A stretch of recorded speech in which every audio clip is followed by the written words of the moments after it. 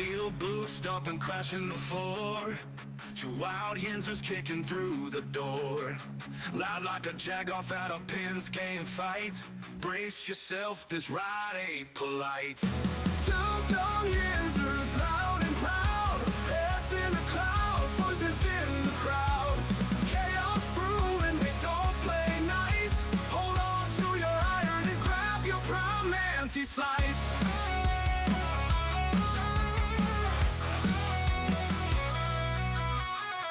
Tales from the burg with a hint of mayhem. Pierogi powered, nothing can constrain them. Knocking back stories like an icy cold brew. You never know what these two might spew. Two dumb Yinzers, loud and proud. Heads in the clouds, voices in the crowd. Chaos brewing, we don't play nice. Hold on to your iron and grab your prime anti-slice.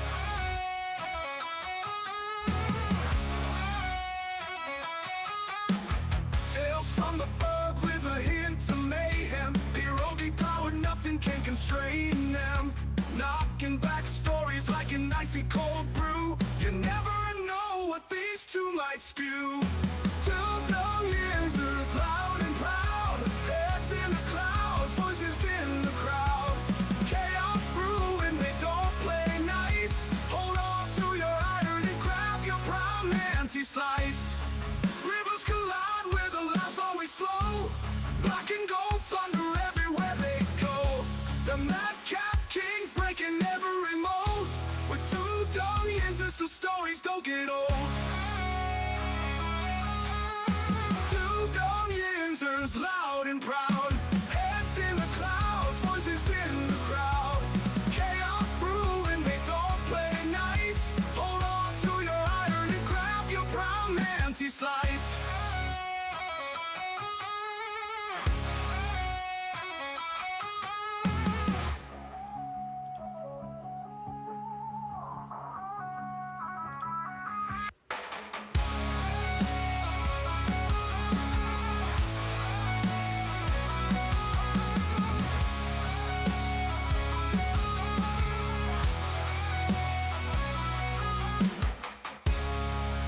Good morning, you scallywags.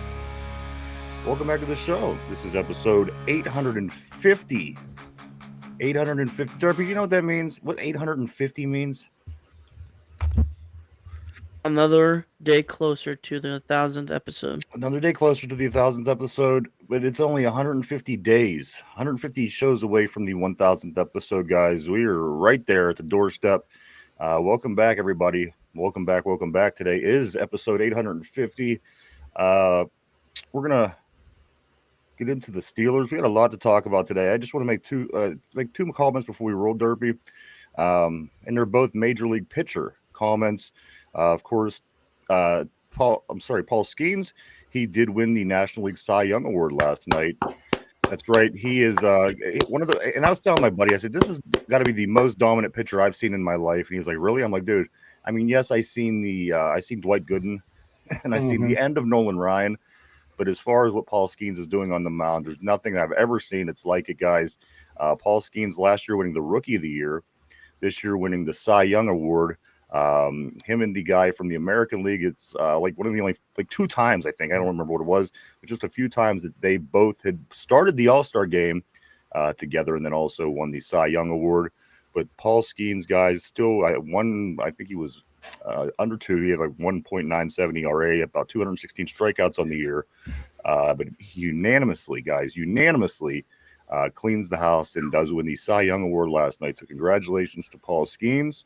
You'll be a Yankee soon. Exactly. That's what I was Yankee or Los Angeles Angel is one of the other rumors. That's one of the places he apparently said he would play. So, LA. But there you go. I saw a video. It was like the both guys who won the Cy Young. It might have been like a promo earlier in the year. They were talking about high school or how many college offers they got. Paul Skeens got 2 offers. And Scoble only had 1 offer.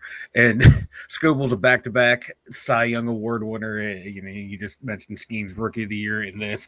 College before that, College Player of the Year, College Pitcher of the Year, won the World Series. And, you know, He went to watch Two offers out of high school. It's wild. Derpy, I got a bone to pick with you. You're Oh, no. Indians. Let me Oh, tell no. you this. Yeah, Derpy. So Oh, no. former Pirates pitcher Luis Ortiz and Emmanuel Close, Yeah. two pitchers are charged with taking bribes to rig pitches for bettors. Oh man, you hear about You people just said that to gambling. Michael Jordan back in the 90s. You hear about people doing this, but they got it. They got details. These guys are shaving pitches for bettors, and it's not good. But that's Cleveland. I don't expect anything more. Right. Like, Derpy, you Ohio people, you Ohioans, man, are dirty, scum of the earth people. I don't know how you live with yourself. Welcome back, Derby. Welcome back. I do want to say this. Derby's been going on about his high school football team. They're doing really well. But I have to ask you this, Derby. Does your high school football team have a Cleister Longmire the fourth on your team? I don't think it does. That's right. Cleister Longmire the fourth, guys. Of course, Aliquippa, one of our big teams here in the Western PA area, still making their playoff run. And one of the gentlemen on the team, one of the young men's name is Cleister Longmire the fourth. That is like someone. That is someone I am recruiting on NCAA 2026, and he's like a kicker. That's the type of name you would expect to see in a video game, and that is just perfect. I love it. Cleister Longmire, they have a chance to win the 4A championship on Saturday afternoon. They'll be in a big game with McKeesport. The number, I think, one or two best running back in the league is playing for McKeesport, or in the country. In the country. And Aliquippa, of course, is Aliquippa. So that's going to be a lot of fun. I do wish Derpy's team all the luck in the world as well. Good morning. Welcome back to the show, everybody. Welcome back. We're just 2 weeks away from the Thanksgiving Day holiday. I can't wait. Any big plans for Thanksgiving, Derpy? Gonna visit the family and then gonna watch Stranger Things. All right. I do want to say Mike might know about that. I do want to say one other thing. I do want to say, guys, don't forget to get your CBS pick'ems in. I know that I am still not completed, but get them done, because we have Week 11 kicking off tonight as the New York Jets travel to Gillette Stadium in Foxborough, Massachusetts, to take on the Patriots. That's an 8:15 start. Looks like almost everybody does to have their picks in, but don't forget, if you don't, Derpy, don't forget to get your tiebreaker in, and that starts tonight. Good luck, everybody. Derpy trying to defend it as he wins last week. Good morning to everybody on the board. Just another one real quick message here, Mike, about we talked about kickers briefly. Justin Tucker is now over his suspension and is available if anybody wants what used to be one of the better kickers in the league. Justin Tucker is available, and the New York Giants are signing Ben Sauls, the kicker from Pitt. So hopefully he gets an opportunity and does well up there. Some kicker scoop. Start off the show. Good morning, everybody. Welcome back. Again, this is episode 850. Two Dumb Yinzers, coming up on Thanksgiving, coming up on Week 11. All kind of fun stuff coming, guys. Let me start off on the board. Good morning, everybody. Welcome. Glad to see everybody on the board. I do want to say hello to Richard. He says good morning. What's up, Field of Steel? Field of Steel also says Derpy. Boom. Tortilla says our practice squad is the best part of our boom. Also, Field of Steel says 1,000th, the 1,000th episode. Tortilla says 1,000 two Dom Yinzer episode. That's like 2,000 Dom Yinzers. That's right, baby. That's right. I like it. The math checks out. I like the math. Phil still says if Ryan makes it happen, we'll all be live Derpy style showing our milkshake. That's right, baby. Hey, I'm down, man. Bingo says good math right there, Tortilla.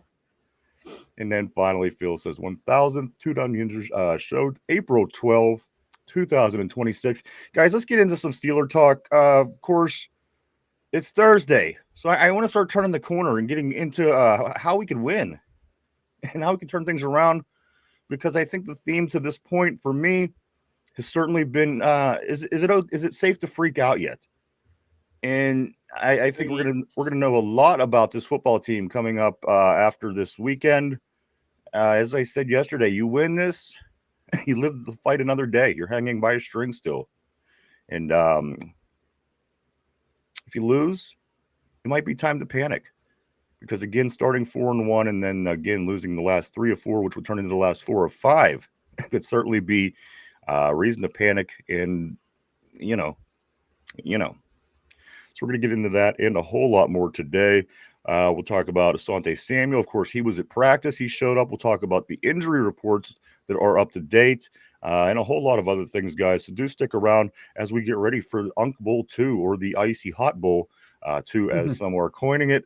The battle of the 81-year-olds worth of quarterbacks, guys. The Bengals and the Steelers, Mike, with this team, I'm going to say put a surprise. They surprised us a couple weeks back. We were expecting to see Jake Browning initially. This is when it was good. Excuse me. We were expecting to see Jake Browning. We were sitting at 4-1. Things were good. A trade happens within the division, and then we go to play them in on a night game. And time after time after time after time after time after time after time. I'm going to stop it there because I'm sure you don't want to hear me do 23 after times. No. It was Joe Flacco tore us apart, play after play after play. We had no answer. So hopefully a month later, we have a little bit better of an answer. It's at home. If that means anything, certainly to the bettors it does, because we are 5.5-point favorites in this game, which we haven't been favorites in weeks. But we are at home, guys. We have 5.5-point favor on our side as the 3-6 Bengals visit the North Shore on Sunday afternoon at 1 o'clock in this Week 11 matchup between the Steelers and the Bengals. Again, this is as big, and we say it all along, Mike. Every game that you're going into is your biggest game of the year. This one, that can't be any more true. No, yeah, this is the definition of biggest game on the schedule and a must-win game. Like you said, we lose this one, Baltimore wins. It's more or less like almost a 3-way tie for first. Like Cincy would probably jump us at this point or something like that. I forget what their record is off the top of my head. But yeah, they have to win this game. It has to be a pretty convincing win at this point to make a lot of the fans feel better about where they're at. They have to go out there and dominate this game from start to finish. Yeah. No. It's they need one of those games. It kind of felt like, like I said, that first half of the Chargers game, it looked like things were going to go the Steelers' way, like they were going to beat down the Chargers, but just offense couldn't do anything. The defensive front plays the same way against Chargers. Against the Bengals, the way they did against the Chargers. I think when we get into Flacco and pressure and just the offense, I'm sorry, I'm just giving the ball to Jalen Warren till he stops running. That should be enough to win that game. Would it be dumb for the Bengals to not mirror exactly, at least try to mirror exactly what it was they were able to accomplish last game and start short, quick passes, continue short, quick passes, and finish short, quick passes, especially if the Steelers can't come up with a way to stop it at any point during the game?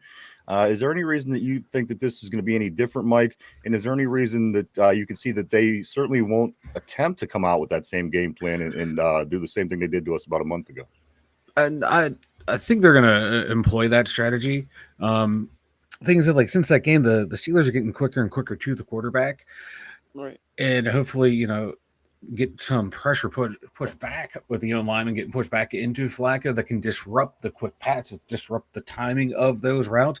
That's what the Steelers are going to have to do. The front's going to have to – a lot of pressure is going to be on them to not just sack Flacco, but get pressure on him so he has to hold the ball longer.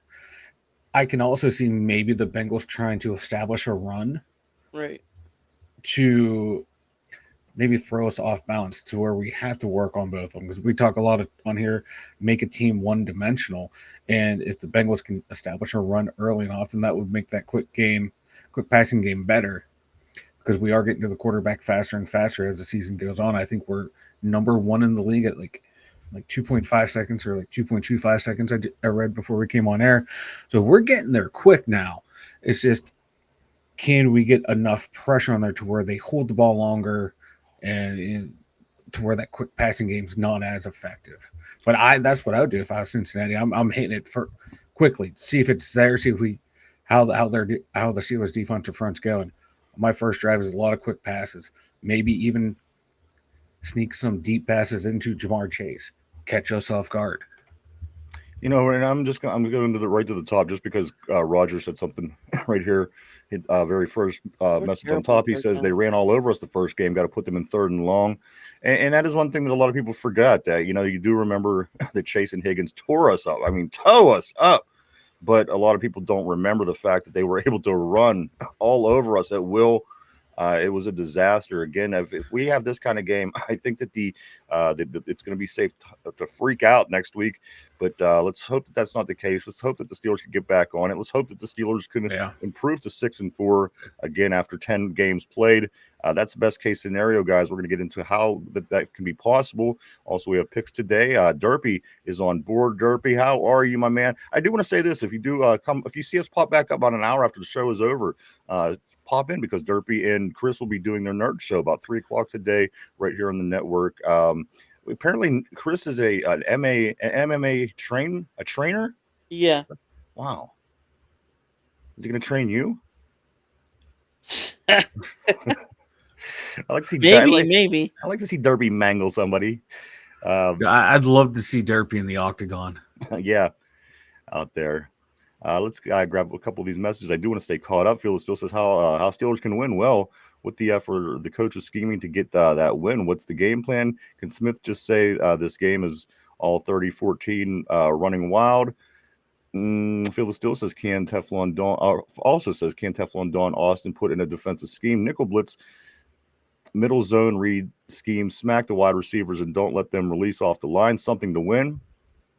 Mark Malone says, I don't think that Tomlin has the IQ required to get that done. I did get Roger. I do want to say good morning to everybody. Roger, Mark, Phil, everybody. Great to see you. I do want to say good morning to Yinzer Joe as well. Yinzer Joe says, I can see a win, but convincing, probably not. The Steelers do what they do to every team, but can't win. If we get a couple stops and actually score, we have a good chance to win. And you got to remember too, guys, we put up a lot of points against that team. It ended up being 33-31. So, it wasn't a big challenge for our offense to score points against them. And I think that that's probably going to be the same case because their defense is not good. We've known that for quite some time. And I think the scoring of the points is going to be something that we're going to be able to accomplish. It's just keeping their wide receivers at bay. And I would think to myself, in any other circumstance, I'd like, okay, this is the second time around. You know what they brought. You'll probably be more well prepared for this time around. But for some reason, this team, it's inconsistent. And there's a lot even talked about by DK Metcalf. I'll get to that comment in just a minute about the just some of the inconsistencies in the confusion that's going on that he sees with this team. And so again, they got to get their head straight, man. That's the only way that you could a lot of these problems to me seems like it's above the neck. See if they could figure that out. Bingo, what's up, brother? He says, wouldn't panic imply some sort of hope? We're past the deadline, no plan, no answers, no real admission of a problem. We are mediocre at best on a good day. It's seeming so. Corey, what's up, brother? Always great to see my man Corey. What's up, dude? Glad to see you. Phyllis still says Peaches versus Derpies. Peaches versus Derps, MMA Mania 1 live on 2W. I will take that. I will do it. I'll do it. I swear to you, I will. Corey says, at bingo, yeah, man, the season feels like scrap. Now, after missing out on the trade deadline and a 1-3 record in the last 4 weeks, feels like they're slowly giving up halfway through the season. I mean, like, yeah, good. How many games did we lose when we won that Super Bowl? I think we were 11-5. Yeah, I'm not saying history will repeat itself. I'm not saying that. You know what? You never know. I'm going to tell you what we need to do. Here's kind of an answer. It's not going to fix everything, but this is an answer. Back in 1995, we were 3-4 to start a season. We were left for dead. Nobody had any hope in that Pittsburgh Steelers team. Right. We had a guy named Neil O'Donnell playing quarterback. We had a guy named Bam Morris. And our best receiver was a man named Yancey Thigpen, which at the time wasn't a big name in the NFL yet. And they started 3-4. They got their asses kicked. I think Minnesota beat us by 20. I think the Dolphins beat us by almost 20. They lost to Jacksonville in that early part of the season. And in Cincinnati, they lost to Cincinnati as well. And one thing that happened with that team was there was a mental change. And you might recall what I'm about to say, but the leaders and the coaches came up with this simple term, and it was called "You have to be 60-minute men." And you may or you may not recall this, but I certainly do. Growing up watching this team, and they really bought into the 60-minute men idea. You got to go out there and play football 60 minutes nonstop. I mean, for the 60 minutes that the ball's in play, you got to play your asses off. And then they did that. And then the radio came up with songs, and they were singing 60-minute men. And then it was a thing, and they were selling shirts in the strip district, 60-minute men. And it became a thing, and the players really rallied around it. And the city rallied around it. And the fans rallied around it. And the 60-minute men ended up being the theme of that year of a team that started 3-4, a team that didn't look good on paper at all. They ended up going to the Super Bowl. And again, if it wasn't for a couple questionable interceptions late in that game, the Pittsburgh Steelers, I think, were able to beat a heavily favored Dallas Cowboy team. We only lost 27-17. There needs to be a turning point. Maybe not a game per se, just something that clicks in the guys' heads in the locker room. I thought we started to see something similar to it 2 games ago in Indianapolis. Prior to the game, the call was given to Jalen to go ahead and make a speech, and he did. And they go out there and they pretty much dominated the number 1 seed at the time. I think they still are the number 1 seed. And, you know, like I said, it was a dominant game, 24-7 late in the game, and then some shit points. But, you know, it almost felt the same. And I didn't want to say anything because I was like, let's see how this plays out over the next few weeks. Let's see if there's something that's really here that they're going to bite onto and hold on to. And then they came out last week and we looked like we did. So, you know, I don't know what it is. I don't know if that's a psychological, if there's a certain magic in the air, whatever it is. I wish that they would find whatever that is to make them click, because again, that 3-4 team was down and out. They lost like 40-something to 20-something against Minnesota. They lost to Miami on Monday Night Football, it was about a 23-3 game or something like this. It was terrible. And how do you change something like that around? It's up here in wanting to get it done. So again, if this team could get that 60-minute men moment, it could be easy to get excited again. And here's I'm going to just give you the last few, the next games in the schedule here, Mike Derpy, Borg. So this is what we're dealing with. So Cincinnati, in theory, for the Steelers, generally is a game we should be able to win. Home. So, I'm sorry? It's home. It's winnable. It's home. It's winnable. Then we go to play Chicago. Now, Chicago's never easy to play in Chicago. Nope. But again, this is a totally beatable team. If you go in and get a hold of Caleb and throw, get to him and hit him a little bit, I think this is a totally beatable team. Then Buffalo is at home. At least it's at home. That's all I have to really say about Buffalo right now. And you know what? They lost to the Dolphins. Maybe we could take some tape and learn something from it, but I don't know. That could be the game if they beat them. What's that? That could be the game. I guess right now would be the best time to get Buffalo here in this part of the season. I can pretty much assure you, though, they'll end up dominating the team, whoever they play right before us, and they'll get their wings back, and they'll. But that's how it goes. Then after that's the Dolphins, guys. The Ravens. The Ravens, which right now it's starting to look like it's favoring Baltimore. But again, a good Steeler Ravens matchup. How that's going to end up, you don't know. Within 3. And then the Dolphins, who's at home, coming to Pittsburgh in December. Traditionally don't play well in the wintertime. That's winnable. Detroit on the road, I think, could be one of the tougher games, obviously. They're just tough from top to bottom going into their stadium, and maybe they're hitting their stride at the right time because they're getting ready for the playoffs. The Browns at Cleveland. They beat us last year. This one, guys, are we going to split, Mike? Is this going to be a split with the Browns? I mean, beating them 2 times is usually not a problem for us, but just considering where we are, where we've been, how things have been going, is beating Cleveland something that we could kind of count on? I don't think count on. You can't count on anything in the NFL. We've seen that this year. There's been a ton of upsets that no one saw coming. Having said that, we should be able to beat them. By that point in the year, they should be down and out and, giving up on their season. Wouldn't surprise me if Shador's in there playing, running around like a chicken with his head cut off. So it should be a win. It'd be a tough fight because I think the defense might still put up a fight, but I have seen nothing out of that offense. But you never know. It's still a division game. That every time the Browns play the Steelers, that's their Super Bowl. You know, that's the only game that they really care about is beating Pittsburgh. That's the game their fans care about. So I can see them, but I don't. I just have a feeling that game is going to be a win for the Steelers. So and then the Ravens, we come home, which I've been to a Ravens game that was the last game of the year. It was unfortunately in the playoffs quite a few years back, and there's nothing worse than being at our stadium when the Baltimore Ravens finish us off for the season. So let's hope that's not the case. And I don't want to be in the situation where we're already eliminated either. But what do you think, guys? Cincinnati at Chicago, Buffalo at Baltimore, Miami at Detroit, at Cleveland, at Baltimore. Right now it's easy to be pessimistic and say, we might only win 3 games. On the high end, what's the potential, Mike? Where could this team be with these 8 games record-wise, with looking at the ceiling of what this can be, in your opinion?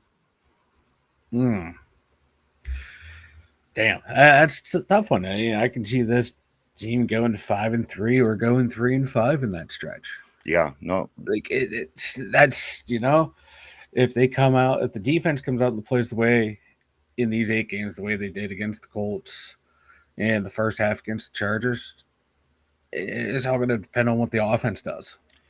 And if the offense comes out playing the way it did, how we saw against the Patriots, the Browns did pretty well against the Bengals in a shootout towards the end there. 5-3, 3-5. It's in that range because you just don't know from week to week what team you're going to get. All right. So with that being said, guys, that's a good look at the last 8 games of our schedule. Let's take a look at the last 8 games of Baltimore's schedule to see how this might play out. This week, of course, they are traveling to the Mistake by the Lake. They play Cleveland this weekend, guys, at Cleveland. Winnable. And then they come home. They go back to Baltimore to play the hosted Jets. Winnable. And then they host the Bengals. And then they host us. They got 3 home games in a row. Oh my, that's very favorable. Yeah, that's so again, on the road, Cleveland, home, Jets, Bengals, Steelers, and then back on the road to play the Bengals. In the last 3 games of the year, guys, they host the New England Patriots. They travel to Green Bay, and then they follow it up by a trip to Pittsburgh. Sheesh. So with that being said, Those are all winnable. This is why I totally pounded this point home early in the season, because this is the crossroads right here. Right. We don't know if we could finish 3 or 5. We don't know if we could finish 5 or 3. We don't know what we could finish. But again, these Baltimore games, in the way that they're trending, certainly seem very winnable. Cleveland, the Jets, the Bengals. I'm just going to say the Steelers, the Bengals again, the Steelers again. Too. The 2 games that I think would be the toughest game for the Baltimore Ravens, obviously, would be the Patriots game and the Green Bay Packers game. And you don't know what you're going to be even getting from those teams come week 17 and week 18 because, again, New England's been kind of a surprise, and the Packers have been up and down, certainly. So that's what it looks like, guys. That's our schedule versus their schedule. I think there certainly favors their success in the division, but we will have to see. That's why they play the game. And I like I said, Derpy, what do you think? What do you think? Who has the advantage out of those 2 teams?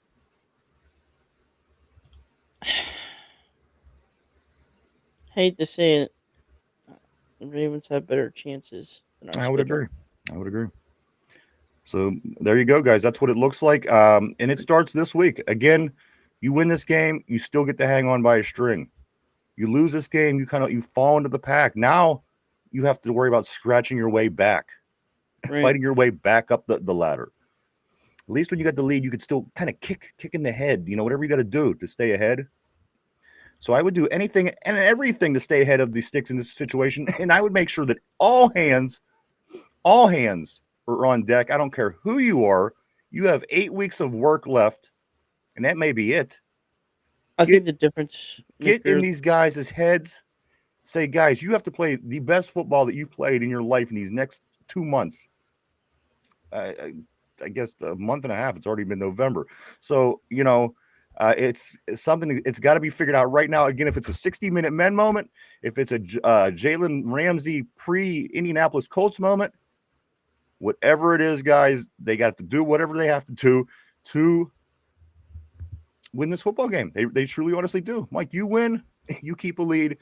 Again, this team, I just don't know how long we can stay in the race if we start to fall into the ranks where we now Cincinnati's tied with us and the Ravens are ahead of us. Now we have big issues. Now we have to figure out how to hope that this team loses, and we still have to figure out how to win football games. So again, do whatever it takes, all hands on deck, whatever you could do.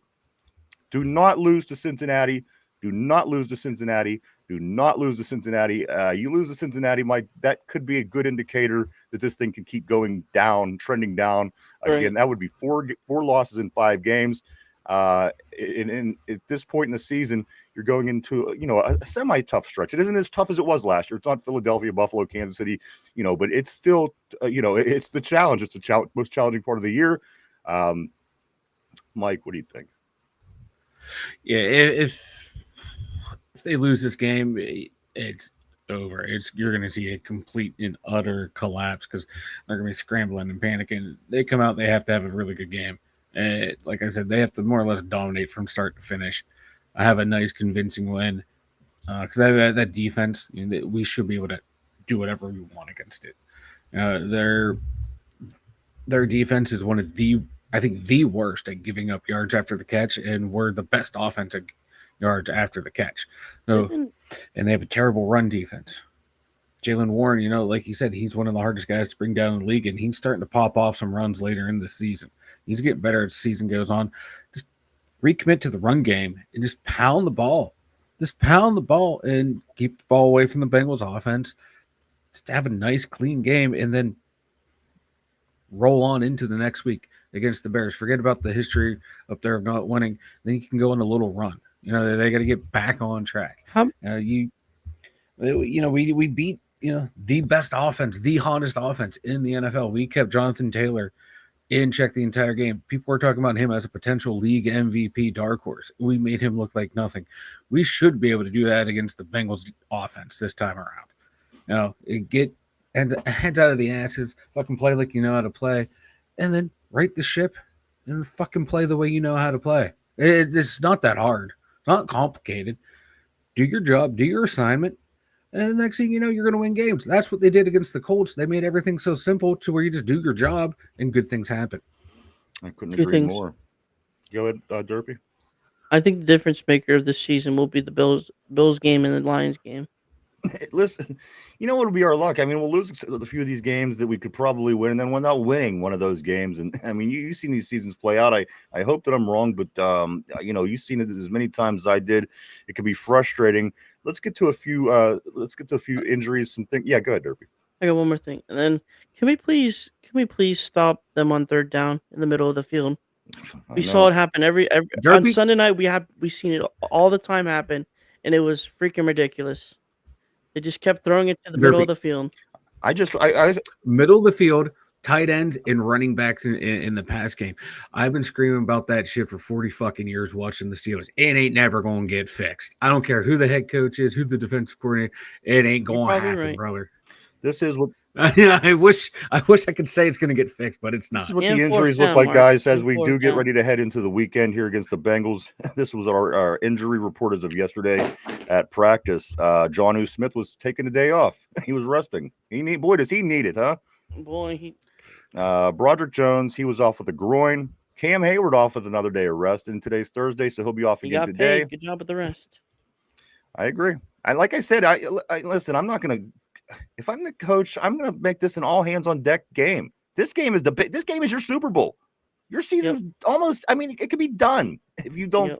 Let me get into this just to continue.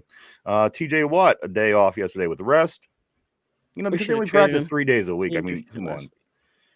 Alex Highsmith with a pec now. Alex Highsmith has a pec. He's the only one that's been technically making a difference on the defense. He did not practice. Cole Holcomb, he still did not practice with his illness, but he is expected to return. And of course, Darius Slay, still on the concussion protocol. And finally, Corey Trice with his hamstring, knee, whatever else you want to throw on his list. He remains on the injured reserve. Limited at practice yesterday was Isaac Siamala with his pec. He's expected to play on Sunday. And finally, back to full participation at practice yesterday were Scotty Miller with his finger and Jabril Peppers with his quad.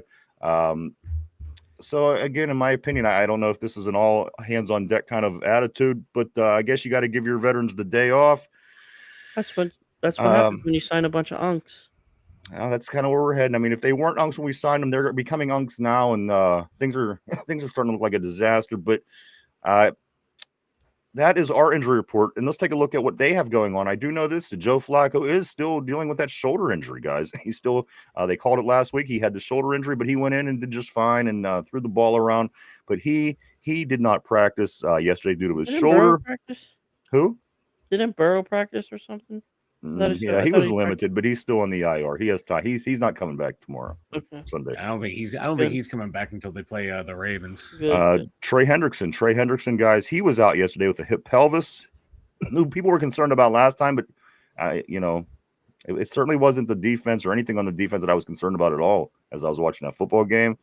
Shamar Stewart, of course, the defensive end, he was out yesterday with a knee, and Perrine, also their running back, was out with an ankle. Limited was Joe Burrow with his foot. He remains on the IR. He'll still be a few more weeks, I could imagine, before we see him, and also back to practicing in full entirety. Marco Wilson, the cornerback who was out with a hammy, he is back at practice. So, I mean, a couple of names that you want to see, I guess. You want to see Trey Hendrickson. You want to see Joe Flacco. You want to see a couple of the guys that are certainly potentially, threats for us. You'd like to see some guys have to sit out at practice. But at the end of the day, we have a bunch of guys sitting out at practice too. So, what does that really mean? One thing that was said, let me find it right here. This is what Brandon Eccles said. Steelers can't take Joe Flacco for granted. For granted? We literally had a meltdown because he got traded to their team. Who the hell's taking Joe Flacco for granted? This is what's being said in the secondary. Mike Brandon Eccles, the Steelers cannot take Joe Flacco for granted. Again, I remember the total opposite. I remember a total meltdown. Yeah, I remember the teams be like, "Yeah, hey, we know what he can do against us. So let's be on our P's and Q's here." I mean, it turned into a whole thing. Like, it upset coaches and calling people this and why would they do that? And, so again, to say that we even took this guy for granted to begin with, that is one of the craziest statements that I've heard come out of this locker room yet this year. Or unless it's just like, hey, we know what he did to us last time. Let's not think and we know what we did against, Danny Dimes, and that offense kept him under control. We can't come in and rest on our laurels by that last performance against a blah, blah, blah. Unless that's something along the lines he was thinking, because, like it's been hammered into these guys, like Flacco for his entire career, in Baltimore and everywhere else he's been, he has these games against us where you're like, how the hell is Joe Flacco doing this? And here's the thing, too. They just, if anybody played in that game a couple weeks back and they're taking Joe Flacco for granted, they probably shouldn't be on our team. I'm just saying. If we're going to start talking about things that we could do without and things to get better, get those guys out of there because they're fucking with your head. They're making you think things that aren't. Come on. I would be worried sick about Joe Flacco. I would be in the tape room watching tapes of every game that he's played this year, everything that went wrong, everything that went well, everything that I would watch the Bengals-Steeler game over and over till my eyes fell out of my head. Anybody that's taking Joe Flacco for granted in this locker room, I don't know if they should be included in the game plan moving forward, guys. Again, this is a make it or break it. Come on. Don't be afraid to get real. It's time to get serious. It's time to have that 60-minute men moment. Whatever it's going to take, get it done. Is it going to mean play Asante Samuel? Play him. Is it going to mean play MV? Get all fucking hands on deck, guys, because again, you lose this game, we're starting to look like we're in big trouble.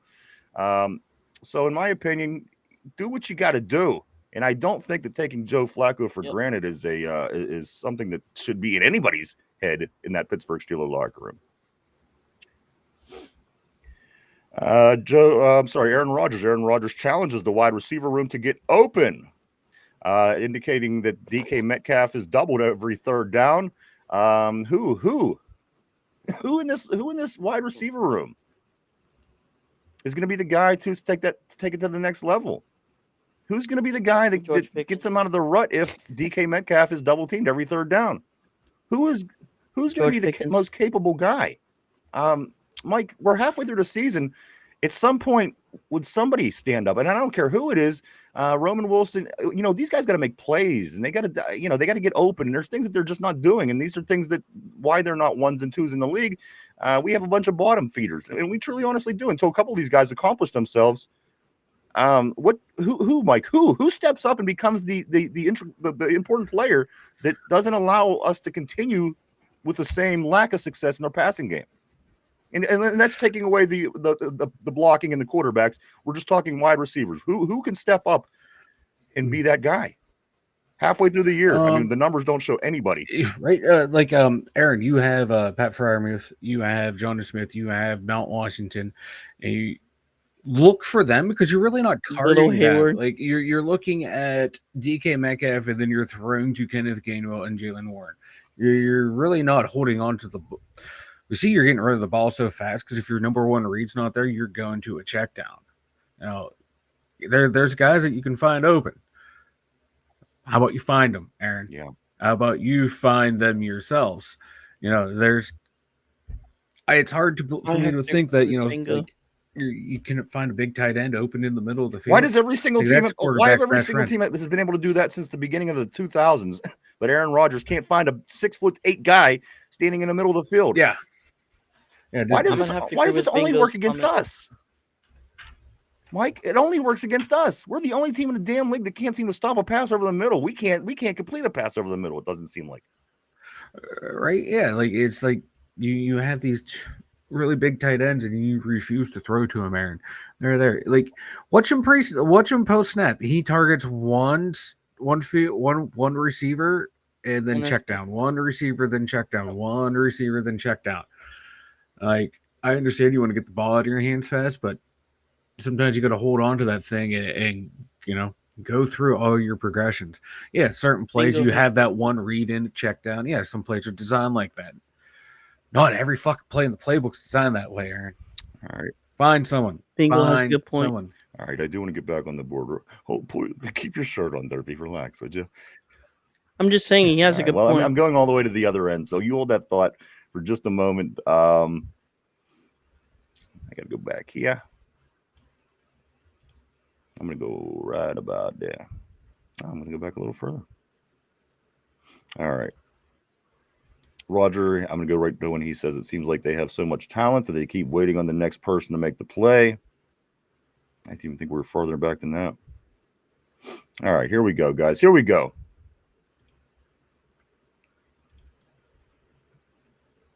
Feel the Steel says, yep, 60 minutes of smash mouth football, baby. Go out there and get it done. Yinzer Joe says, giving up. They beat two top-tier AFC teams with their inconsistencies to boot. If they can, on both sides of the ball, be cohesive, I believe they can turn around. There is a half a season left. Does the team have the heart, though, guys? I think talent-wise, I think they're a pretty good team. I honestly do. Yes. In putting the right environment, I think that they might be a better squad, but what do you think, guys? Mine said no, because they were focused on the stupid money in the offseason. He says there's a half season left. Roger says it seems like they have so much talent that they keep waiting on the next player to make the next play. Mark Malone says, I think we're gonna have to get Warren Washington heavily involved every game. For Busters can't pass block to save his life, not for 1 minute. Corey Beavers, my man, he says, so sitting at 5-4, losing to teams we didn't think we would lose to. What's your record prediction now? It's not going to look good. And how much do we care at this point? Well, you know what? It's still way too early to not care. In my opinion, we love the Steelers. We wait all year. It's halfway through the season. I mean, I'm going to care, but the record is getting worse as the season goes, in my opinion. I'm wondering now with the inconsistencies if they could even be a 500 football team, which would they would have to win 4. They'd have to win half of these games that they have remaining, 4 of the last 8. So again, this game is huge. This game becomes a huge football game. Who would think a mid-season Bengals matchup would be so big for the Pittsburgh Steelers? But here we are, guys. This is as big as they come. Yinzer Joe says this time around, Ramsey is at safety. Duggar's back there. Maybe Samuel plays alongside Porter and Eccles. If they zone up and play the slants, keep them underneath, maybe get them to some 4th and longs. Corey says, of course, I want us to win. Is it profitable to win 10 games and lose in the playoffs at any point? Seems like it's going to hurt more than it helps in the draft. Gang, what's up? What's up, Jamal? Nice seeing you, brother. Always great having you on the terrible board. Corey says, especially after losing out on the comp picks because of Russ and someone else I can't remember. This draft is going to be nice. And that's my only concern, Jamal. I just hope that that's not the focal point. I hope that they're, the Steelers, the organization is just like, all right, play it out, however it plays out. And, this draft is going to be big and we're going to make some splash. And I hope that they, you want to stay, you want your team to stay competitive. Again, we still have half the season left, All right. But I agree. I'm very excited about the draft as well, dude. Corey says, hey, Jamal, dude, you got to do your collaborations and request your favorite Steeler channels collaborate with you so you can get more viewership. YouTube, how to do that, bro? Yinzer Joe says, I can't see a lot of Bengal fans traveling to Pittsburgh with their record right now. It'll be a lot of black and yellow towels twirling, and the house will be rocking. You know what? They travel decent until they have a decent team. Then they travel pretty well. Right. You're right with the 3 and 6. I don't think they'll travel as well, but I do think that you'll see ample Bengals fans at the stadium on Sunday. Corey says, what if Philly doesn't steal ASJ from us? We start him and he shuts down Chase. How dope would that be? Mark says the Gavins will fuck it up. I mean, see, that's the thing. I'm having a harder time believing that every week. That's the thing. Early on, it was fun. And as long as we kept stacking wins when they kept losing, it was going to be fine. And that's not the case anymore. Listen, if we were playing really good football, I would not worry about the Ravens as much.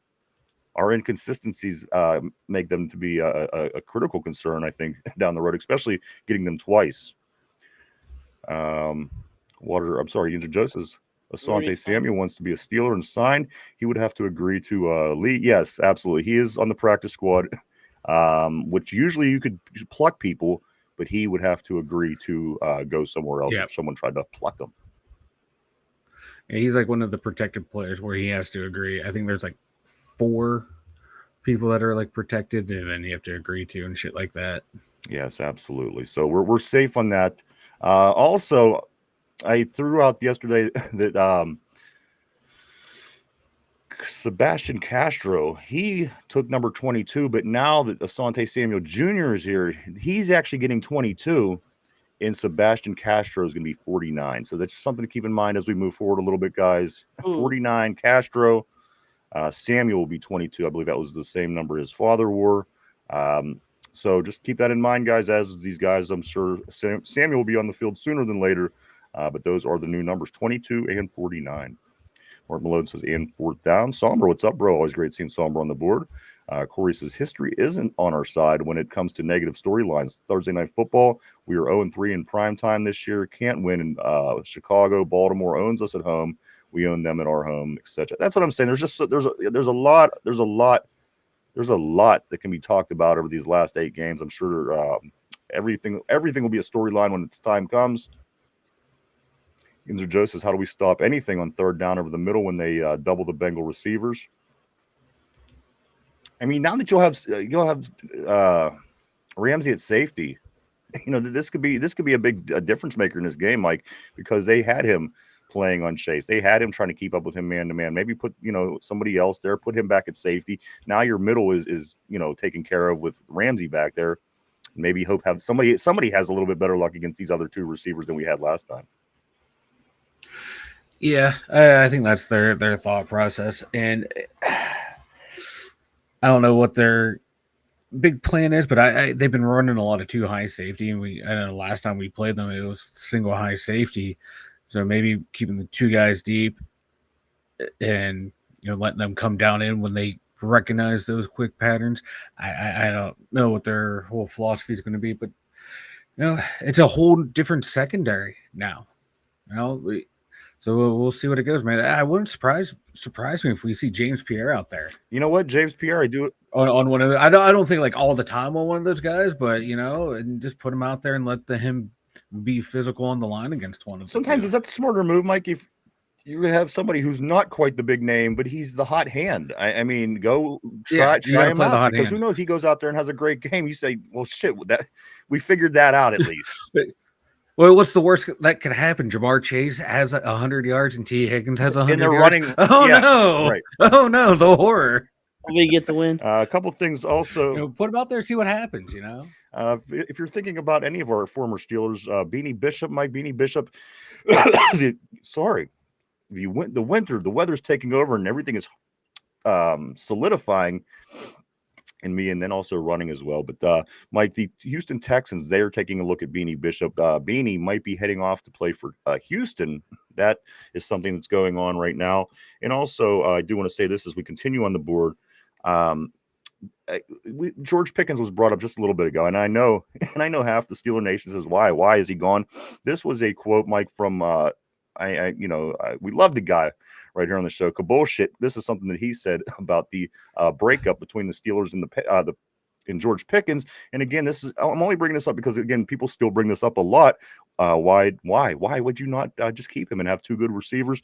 This is what Bullshit says. I don't think that was possible. I think that was out of his hands. It was in the players' hands at that point. The players were done with him. Key players were done with him. They were not happy with the way he conducted himself, and it was just time. That was as of this morning or yesterday, the most recent. Bullshit makes that comment because, of course, the Pickens conversation isn't going away, and people are going to continue to say, why would you give away your best receiver? Which you're right, it doesn't make much sense. But according to what Bullshit says here, I think it was out of his hands. It was in the players' hands. The players were done with him. The key players were done with him. They were not happy the way he conducted himself, and it was just time. So that's, that's as close to the inside as you're going to get if it's not coming out of the bull's mouth itself, Mike. I think, his information can be reliable at sometimes when he's trying to tell you when he thinks something's going to happen. That's when it gets really ugly. You know what I mean? Oh, we're gonna make sure we're gonna have another wide receiver in 10 days. Mike, here we are 2.5 years later. We still don't have the guy. So exactly. But this information right here, like stuff like that, right. Stuff like that with sources and stuff that he has, and because he's been covering the Steelers for a long time, I tend to put onus into what he's saying. Like you don't have to take that stuff with a grain of salt. So it kind of fits with what has been leaked out from here and there about Pickens' attitude behind the scenes. And you know what? Sometimes it happens, man. You have that one bad apple in a locker room. Doesn't matter if you're a good player, a great player, but once you start poisoning the locker room, it's easier to get one guy than it is to get rid of 53 Is it guys. the same as you got to get a cancer early before it destroys the body? Yeah, and he has and it sucks. I mean, because it sounded like they were kind of hoping when they got that Metcalf trade, like, hey, we can keep Pickens. Yeah. And have two of them. If they can coexist for the year, it's going to be awesome. And it didn't work out, and then they still weren't able to get anyone else. But hey, it is what it is. Be what it be. Let's get back to the board, guys. Be what it be. Bingo says this, so they have the ability to play their asses off and get a little bit lucky here and there just to finish 9-8. That's the trajectory as we speak. Standard is the standard. I guess it's safe. I've never really used that term. I always kind of stayed away from it, but it sure does seem like this has been the standard. Somber says this, hopefully he has 2 pecs. One would be weird. Why does those kind of comments always give me, it's always takes me back to the Beavis and Butthead, just laugh at something kind of, like a fart joke or something like that. I love it. I love that comment. That was great, Somber. Thank you for that. Corey says that bingo sounds like it. If we lose to Cincy, we might as well tank our franchise quarterback. For our franchise quarterback, I don't want to win too many games if we won't make a playoff run just to get a 22nd pick in the draft again. Let me ask you this, guys. Let's say we lose against Cincinnati. Are you kind of hoping that we don't win a lot more? At what point do you jump on that ship as a Steeler fan to say, well, we could get good draft picks, and we could this draft could be a lot more exciting than even what we expected to be already here in Pittsburgh. How many games is it going to take you? How many more losses is it going to take you guys before you start to, I don't really even care. More losses, the better at this point. I've been on that since last offseason. I was okay with this Maybe team coming in maybe losing a this lot of game. games. If it happens now, I can go ahead and go for it. But knowing this team, they're not going to do that. They're gonna try anything and everything to win. But Yeah. as a fan who enjoys the offseason more than the actual season, fuck yeah, give it to me, baby. Lose out, baby. Derpy? If they lose They this lose game, this game, you're gonna be in draft mode. yeah. All right, there you go. Throw your opinions up on the board as well, guys. I'd like to know what you think. Let me get caught up on the board though, guys. I don't want to get behind, and I do want to make sure we get everybody. Phil Steele says we really need other guys to step up and let Watt shoot the gap. I'm not sure how he can shoot gaps anymore, but he's still gapped my shoot. You know what? Were we going to move him around? Remember, there was like 2 plays early in the season when we were like, "Look at that! They're moving Watt around. He's on the other side of the ball." Did they just decide it wasn't going to work and they're not going to do it anymore? Because I've certainly been paying attention, and you don't. Maybe once a little bit later on, a couple games ago, I noticed he was on the other side. Is it just not going to work? Does anybody have information on that? It looks like Nick Herbig's the one that they're using in that role. They're keeping Watt on the outside, letting him drop over there, and Herbig's lining inside, outside. He's the guy that they're moving around more than TJ Watt, and I think it might be better because he has such explosiveness off the line. You watch him on those blitzes where he goes up the wheels, middle. man. He's got fucking wheels. Yeah, so I think that's what they did. They pivoted from Watt to Herbig, and I think that might be the right call. He's younger, more explosive. Yeah. So let's we will see, and that's not, you know what, I don't hate that either, Mike, because again he's a little bit more elusive in a sense because his size is smaller, where TJ's more lanky, long, and if you're trying to chip that, there's more body to get to make contact with. With Herbig, you get them little wheels turning, he turns into like Speedy Gonzalez. You can't even see this dude. So I don't hate that as well. Let's move on the board here. Stranger 4420, my man, I love the name again. Welcome back to the show. He says Tomlin knew. I don't remember what this comment was about, but I argue that Tomlin knows nothing. But that's just me. Let's move forward. Yinzer Joe says a Pittsburgh Steeler or fan never gives up. So be happy with mediocrity. You know what? And there's that's a double-edged sword. Because I agree, if you are loyal to your team, you always follow them through and through. But on the other hand, if we continue to let what's happening happen, we might be sitting here 9 years from now waiting for a playoff win. So it is a double-edged sword. I think being loyal to your team and staying committed is very, come on, it's your team or it isn't. And we just have to decide, what do we want to do? Do we want to ever get better?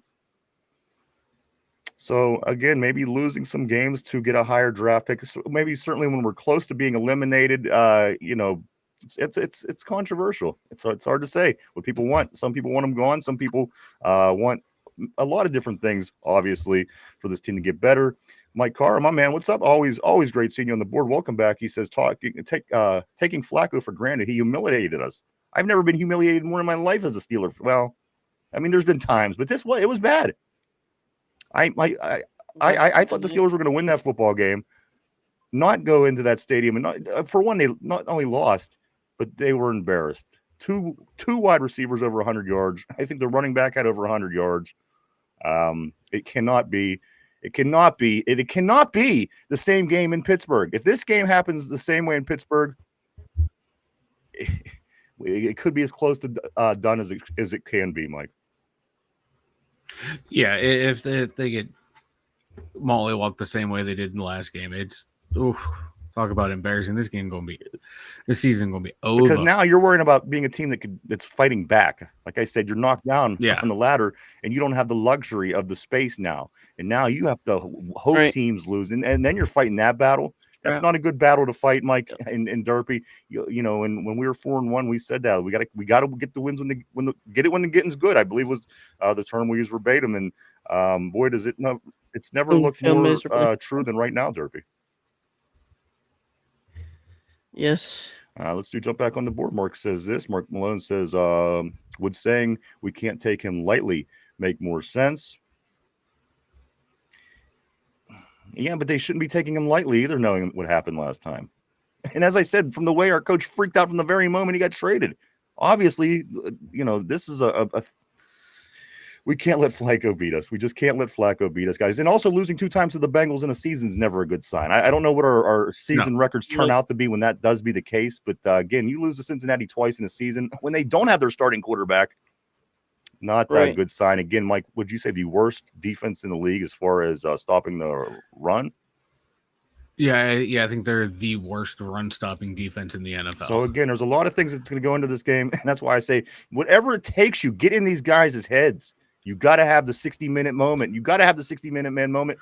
You got to have that turning point. If it doesn't happen, guys, then we're gonna limp through the rest of the season as we basically limped to this point of the season.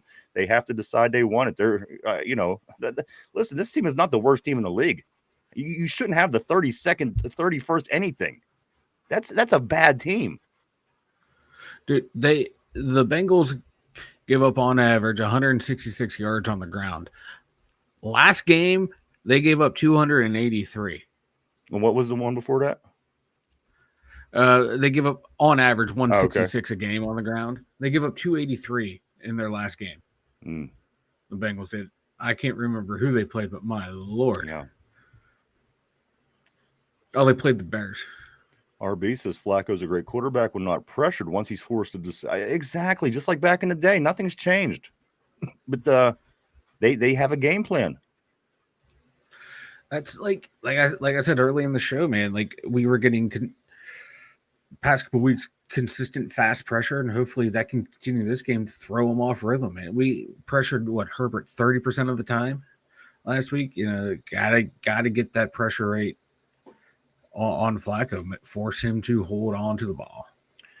Bingo says this. He goes, you can't tank. Goes against the whole spirit of competition or whatever, and maybe a little illegal. But yeah, mediocre does suck. Mediocre sucks so fucking bad, man.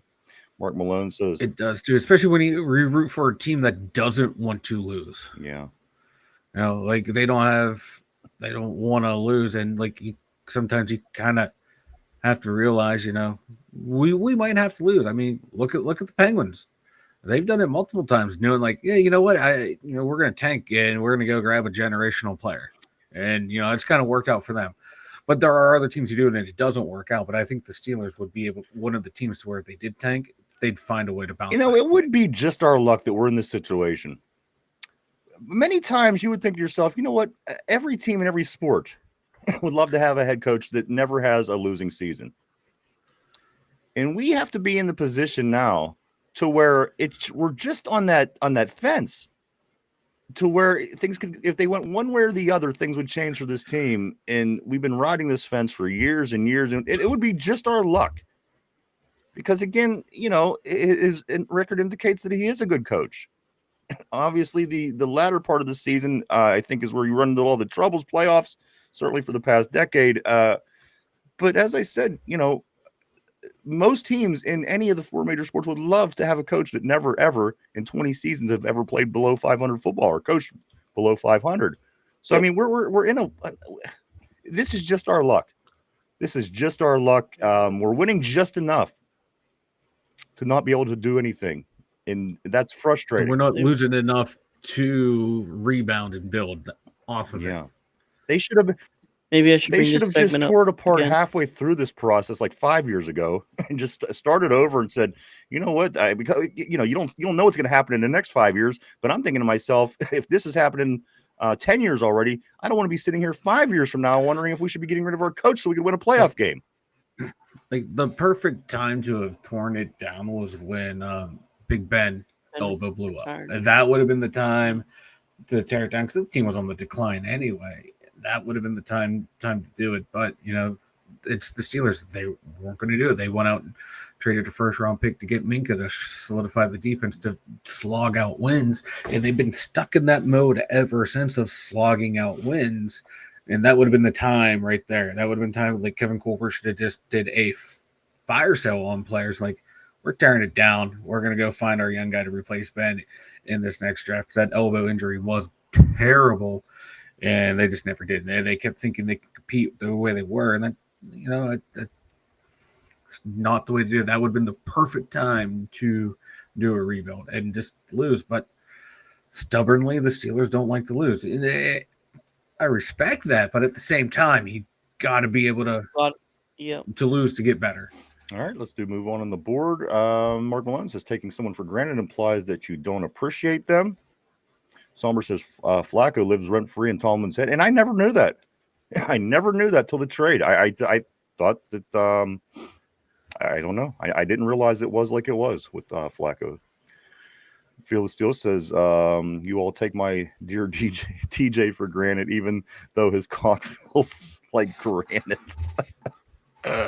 Wow. What list does that? I didn't realize you and TJ. What list does that fall onto? That like that's a borderline like enemy list because that's kind of creepy, but also borderline friend list because that's kind of the creepy I like. I like that sick, demented shit, such humor. So he's straddling a fine right now. Like this is a tough one. Phil the Steel says, "Damn the Pittsburgh tampons. What the fuck?"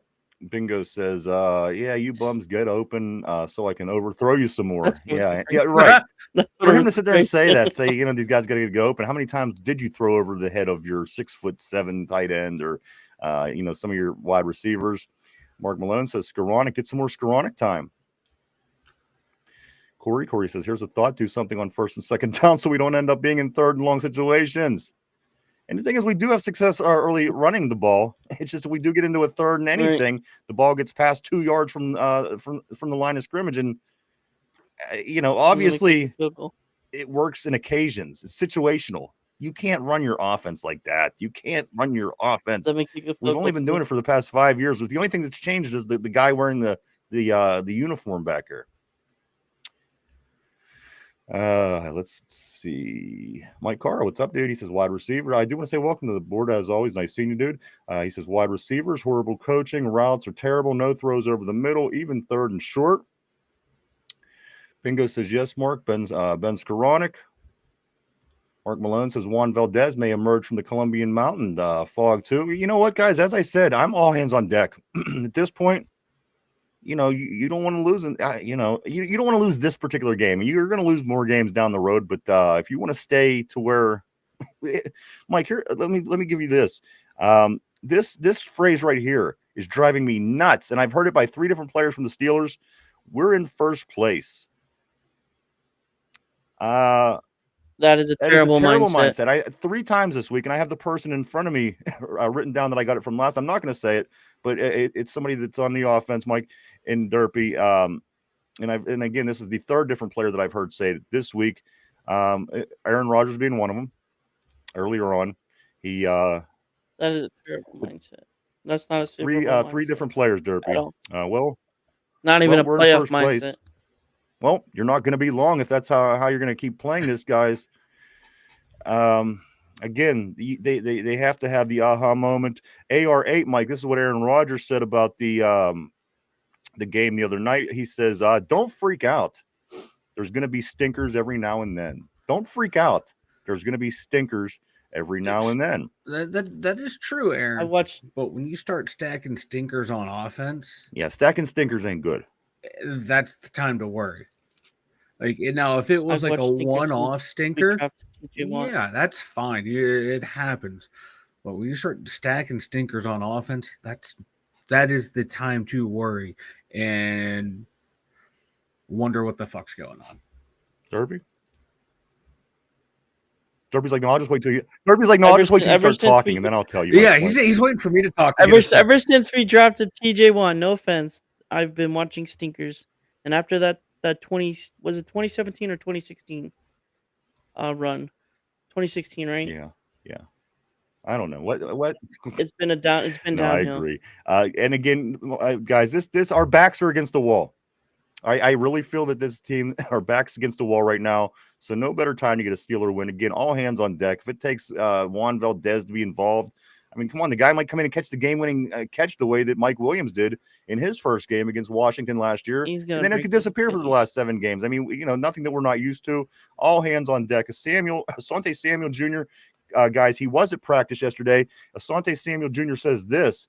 He says he's ready to play. He's kept conditioned. He is the healthiest he's been in his life. Of course, in April, he did go through the spinal fusion procedure surgery in April. It seems kind of serious, but guys, Asante Samuel Jr. says he's ready to play. He kept condition. He's the healthiest been in his whole life. Mike, back against the wall. Hey, all hands on deck. Does Asante Samuel, in your opinion, play this week? Not do you want to, or do you think he does? Is he going to play? I don't think so. It's going to. There's in shape, and then there's football shape. Is he going to be out? If he's out there and not in football shape, he's a liability. He's going to be worse than Darius Slay out there.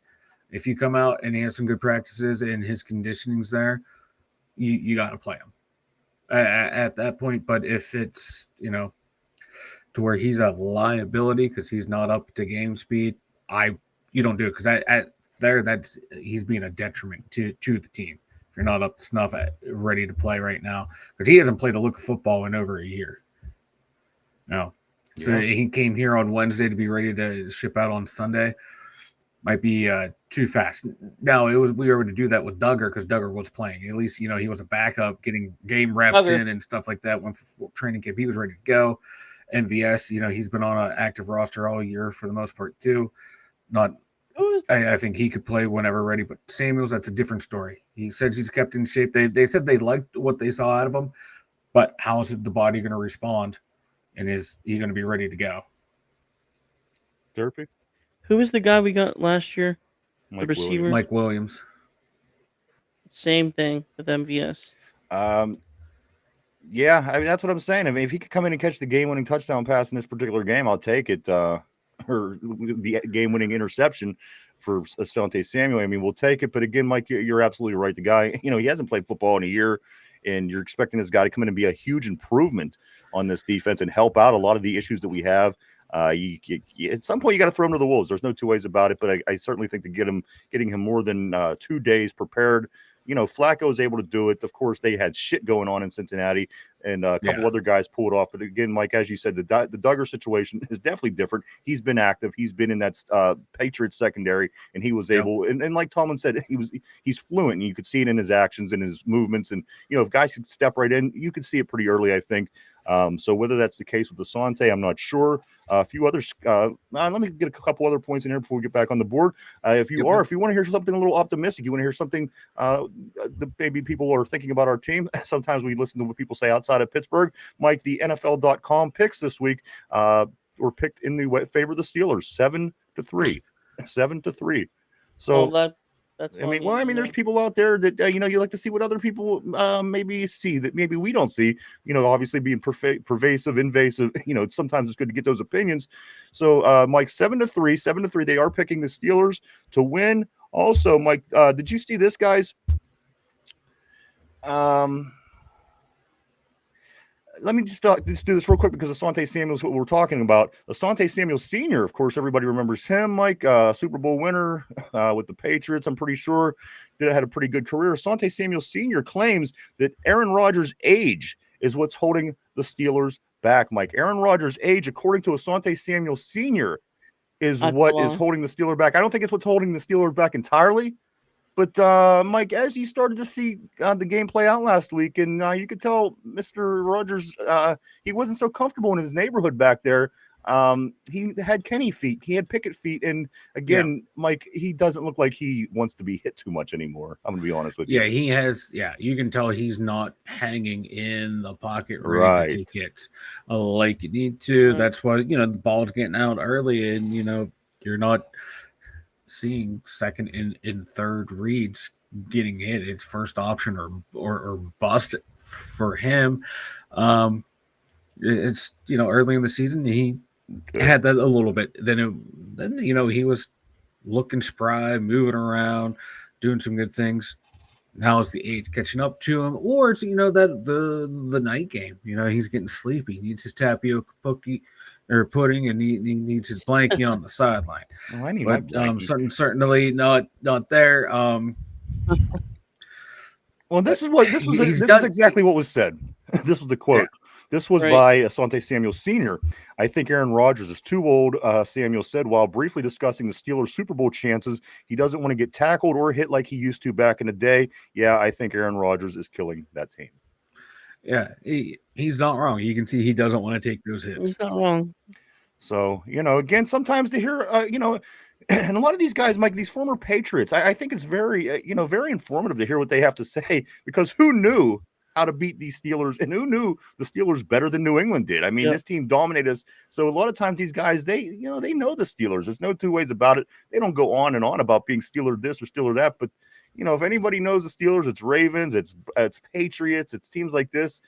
So I do like to at least hear their opinion, Mike. And Asante Samuel Sr. was a pretty damn good player in his day. Yeah. So hearing his opinion, what did we say a little bit ago about taken for granted and this kind of getting the people that are trouble? George Pickens, the reason they got rid of him, we talked about that earlier. Did come out like a bullshit. That there was problems in the locker room, and even the players wanted him gone. Mike, this is something that was recently said about from DK Metcalf about the locker room and why things aren't going quite so well. DK Metcalf made it seem like on the field, it's always somebody is always in the wrong spot or consistently confused, especially when it comes to third downs. He goes on to say this: there's always been one or two guys causing issues. That's allowing this to happen, Mike. And I'm not sure, he didn't point out any names, he didn't give any examples, but DK Metcalf is coming out saying these are some issues that we're having. There's always a couple guys that's causing issues. Maybe this is why Juan Thornhill was cut the other day. Of course, Juan Thornhill, when asked by Coach Tomlin, says he just wasn't up to snuff. Which again, you could use that for anybody in the organization and you have a valid point as well. But the point being was people wondered why. Why was it so quick that Juan Thornhill was gone? He seemed to be hitting people good 2 weeks ago, and then all of a sudden he gets cut earlier in the week. Was DK Metcalf referring to possibly Juan Thornhill and maybe somebody else, Mike? Because again, he says there's always one or two guys that's causing issues. And that is just an addition to when he's talking about, the inconsistencies on third down, the confusion on the field, the things that aren't allowing the team to become a tight, cohesive group is the way that I'm taking it. I think it could be. And then on offense, I trying to think like who can that person be that's out there, but I don't remember like Rodgers like yelling at any receivers to, hey, move into motion here, get into there, admonishing them like during the play while it's going on to like, hey, you're lined up in the wrong spot. So like Juan Thornhill probably, because he is the one that was let go because the play wasn't there. Offense, I don't know who it could be, who he's talking to, maybe another receiver or a tight end, but like I said, pre-snap, I don't remember Rodgers yelling at anyone like, hey, you're over here, hey, you're over there. You see sometimes when plays are fucked up in alignment. So I don't know who can be referring to. And I know, too, later on in that same interview, he admitted himself on that pass that he's like, Rodgers didn't overthrow me. I undercut the route. I anticipated him going here, and I should have known better to keep running deep, and he would have got me. I should have been zigging when I was zagging. Himself or what? Yeah. So who knows where he's going in that. And this is the exact quote here. He says, every time we come in here and watch the film, it's always one guy here or one guy there. So it's all of us got to be on the same page, Metcalf said, whether that's communicating throughout the week or answering any questions that you feel like you have before we step out on the field and, start playing freely. So, guys, at least they're starting to recognize some of the faults. I get that's the way to fix them. At least recognize what's going on. Let's jump back on the board. RB, my man, always great seeing RB on the board. He says, seriously, I'm done with Austin. They should straight cut him. Let Juan Valdez take his spot. Let Roman get more looks. No one seriously can be much worse than Juggles Austin. Mark Malone says, dude's freebasing so much coke down there. It's like a forest fire. Mike Cara says this. He says, Juan Valdez, Roman Wilson. No. Tortilla, my man. What's up, Tortilla? He says, our season really did fall apart after Derpy presented himself. You know what? That's true. It's all your fault, Derp. I could do it again to reverse the curse. So please do not. And then that's what it's going to take. We're all going to have to sit there and stare at Derpy for a period of time for things to get better with no shirt on. Bingo says, Derpatine, thank you, Derpatine belt. Feel the steel. Feel the steel says this. Phil says, Derpy, would you like to feel the steel cock of Watt with me? You could jerk him off with your lips. Oh, yeah, Phil. Oh, wow. Ban him. Get him out of chat. Get him out of chat. RB says no amount of talent can overcome the mediocrity of Tomlin. He will lift drag Dix to 500 and drop mega talent to 500. Scott, what's up, dude? Always great seeing you on the terrible board. Scott says I have been just hiding my frustrations. That's why I haven't been on. Hey, you're good, dude. Totally understandable.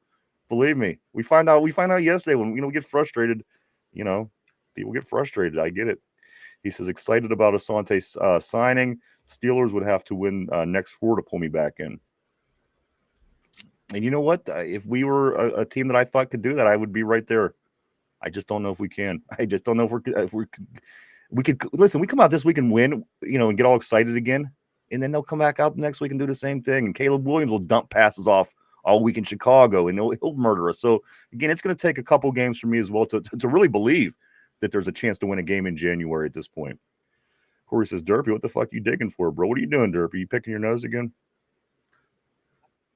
I can do a live. No, I'm just replying to Corey. I don't want to see it. I was just inquiring. Yeah, no one wants to see that, Derpy. Mark Malone. At least he's not digging in his belly button, guys. Oh, wait, okay. Maybe I'm missing something here. Hold on. Mark Malone, he says Derpy looks like he took a pounding from Peach's strap-on lad. What am I missing? Derpy's digging. Derpy took a pounding.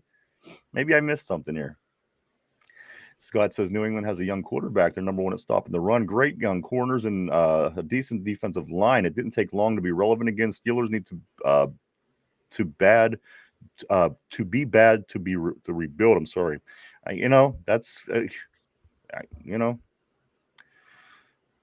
Yinzer Joe says Derpy fighting with his nose for 5 minutes. Okay, this is what I'm seeing. I'm finally getting it all figured out now. Yinzer Joe says Derpy's been digging and fighting his nose for 5 minutes, turns off the screen to pick it. Derpy, listen on Sunday night when we did the game. Derpy, man, did you see him tearing into that food? Because Derpy was as close to the camera as he is now. We were in the background, and I'm watching it, and I'm like, look at him eat, man. It was like nothing I've ever seen before.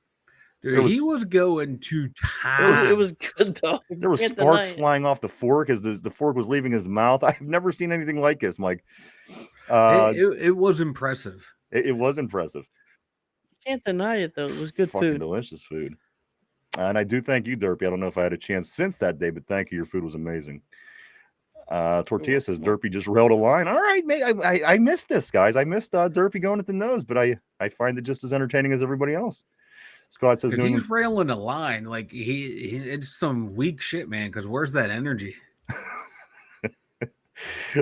Scott says New England's quarterback stretches the field by throwing deep. Everything I mention is the new NFL. I know we don't do the new NFL. That's what we don't do that here. Well, we tried last week, and Aaron Rodgers overthrew like 12 people. Yeah, that was what a shitty, ugly game that was, huh?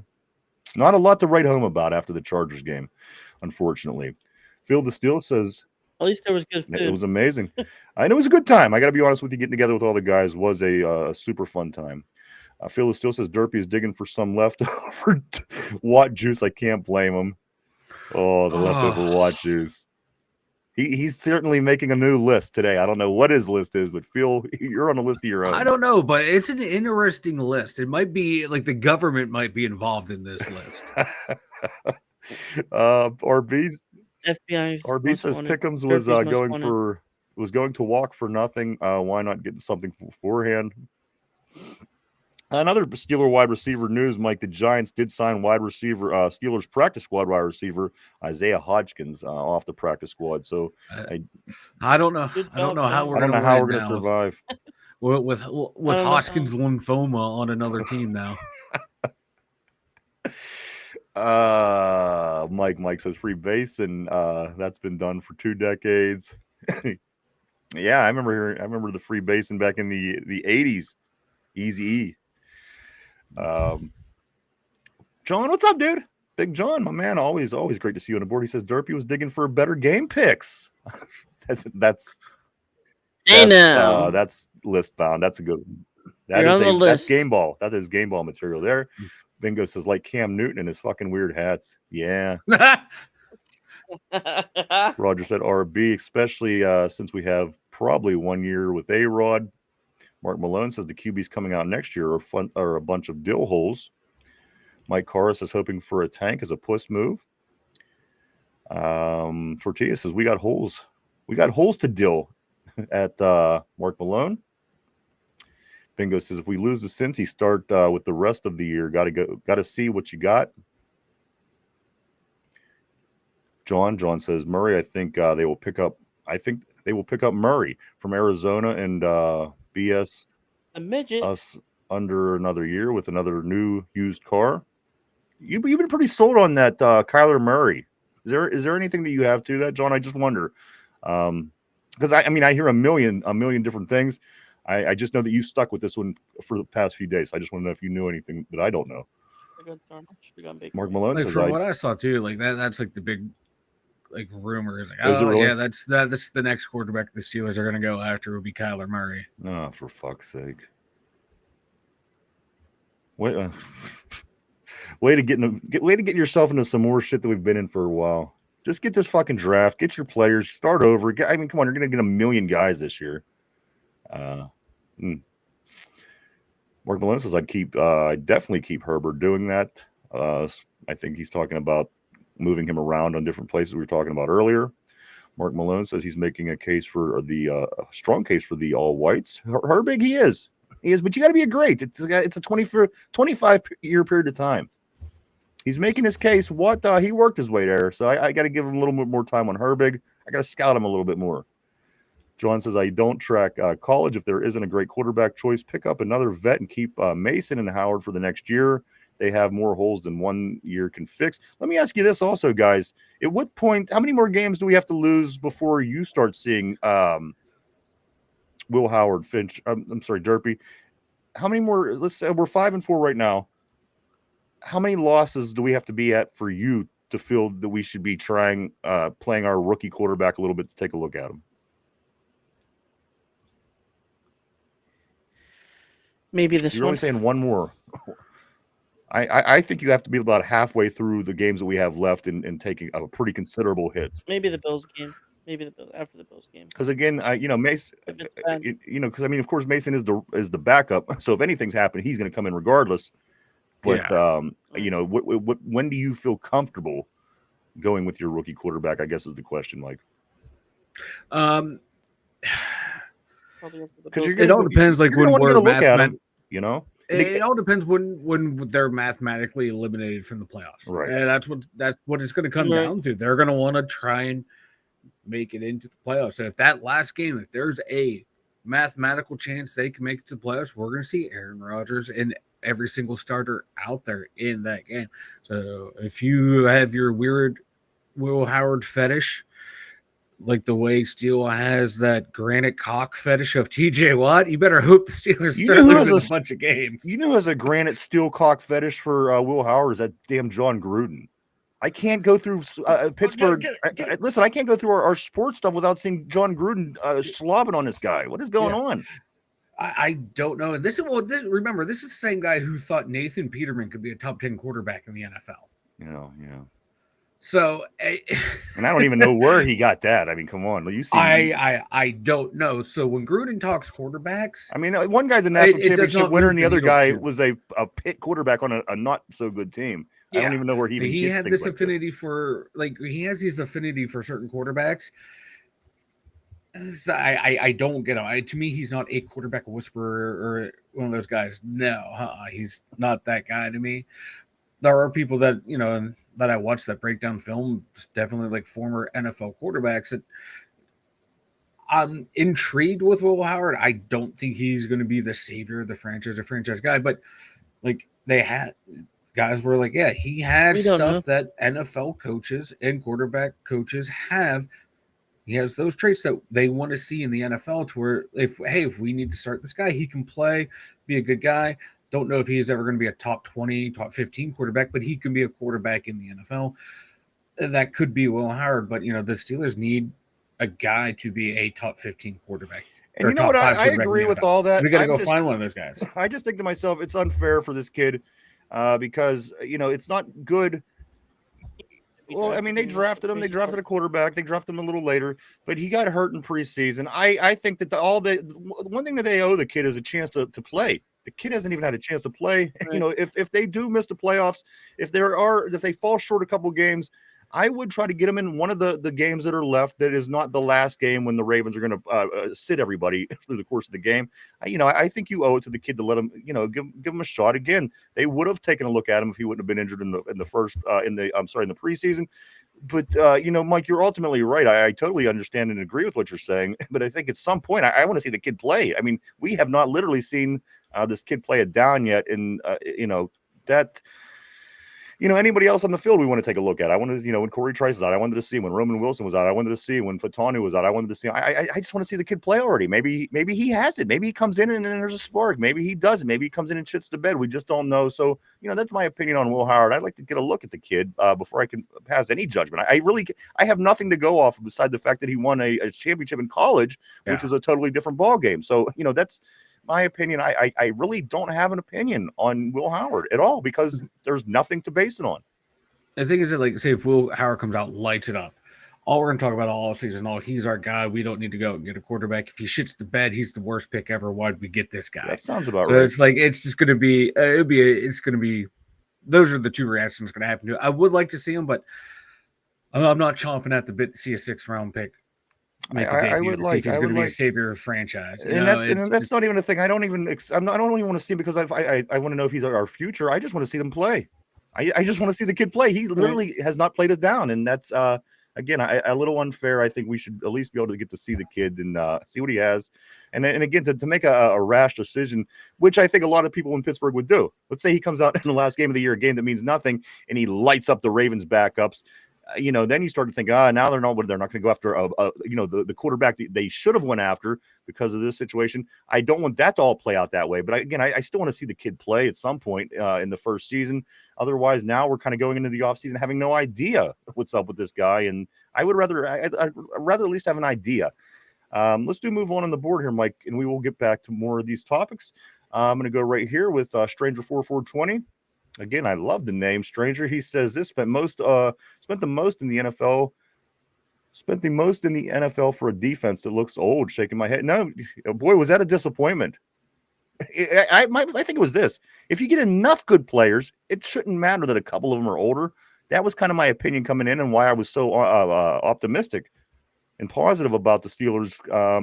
And I was kind of biting into the fact that they believed in themselves, saying, "Oh, this defense is going to be fantastic. We're going to do this. We're going to do that." And, so that's what I went by. And unfortunately, that's not the way it played out. And you're right. They do look old. Unfortunately, we're just kind of at a point where we just have to run with what we have now. We've gotten past the trade deadline. We've gotten past this point. We got past that point. Now you got to let the season play out. You have half the season left to go. This is the stretch. This is what we worry about every year. And this is usually where we hit our bumps. So let's hope that's not the case. John says this. He says, I want them to wait on the quarterback choice. Hopefully they will hire a better OC and let him find his quarterback. Mark Malone says, dudes, we don't have a bunch of future money tied up. We're building from scratch right now. Yinzer Joe says, I see a significantly better play calling from the offense and defensive coordinators this time. I think the offense is certainly better than anything we've seen in the past couple of years. The Matt Canada era was a disaster. Agreed. And, all that. I think the offense, Agreed. at least we're scoring touchdowns. You got to give that to the old quarterback and to the new offensive coordinator. We're getting in the paint. That's something that we weren't able to do under Kenny and Mitch and Mason and everybody else. So defense, I'm not so sure. I see more and more holes in this defense every week, and I don't like it. So it's harder to say that about the defensive coordinator at this time.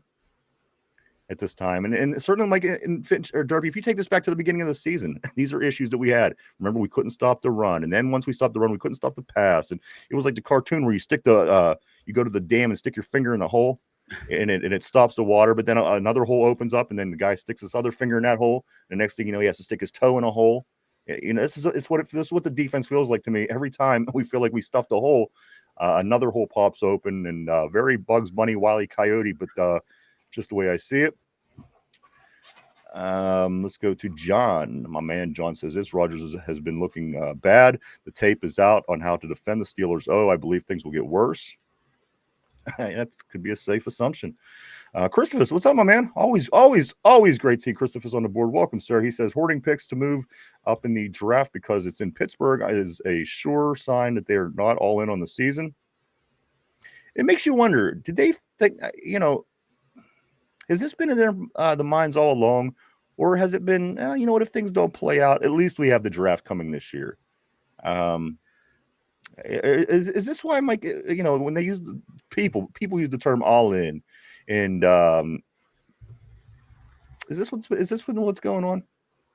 Well, if you look at the way they were building the team and all these guys that they brought in, zero draft capital was used. DK Metcalf this year, but for that 2026 draft, there was none there. Like, they were going to rock and roll with Minka Fitzpatrick, but an opportunity came along to get Jalen Ramsey for him, and then you throw in Jonnu Smith as a sweetener. Okay, there was a player swap right there, and I think they upgraded on the back end there, so it made the team better. But none of those guys are signed long term through.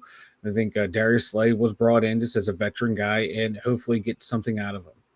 Aaron Rodgers was the last quarterback signed. We had an offer to Fields. Fields was going to be the guy. So it was like this is going to be a building block year of, keep going along. And then Aaron Rodgers came along. Then all of a sudden the narrative became the Steelers are all in. They're all in. Like, if they were truly all in, they would have been very aggressive going after a Sam Darnold type player, very aggressive going after higher end free agents. So been this was very kind of like aggressive in the draft moving up. So it was like they kept all their picks there, and kind of like they went halfway all in.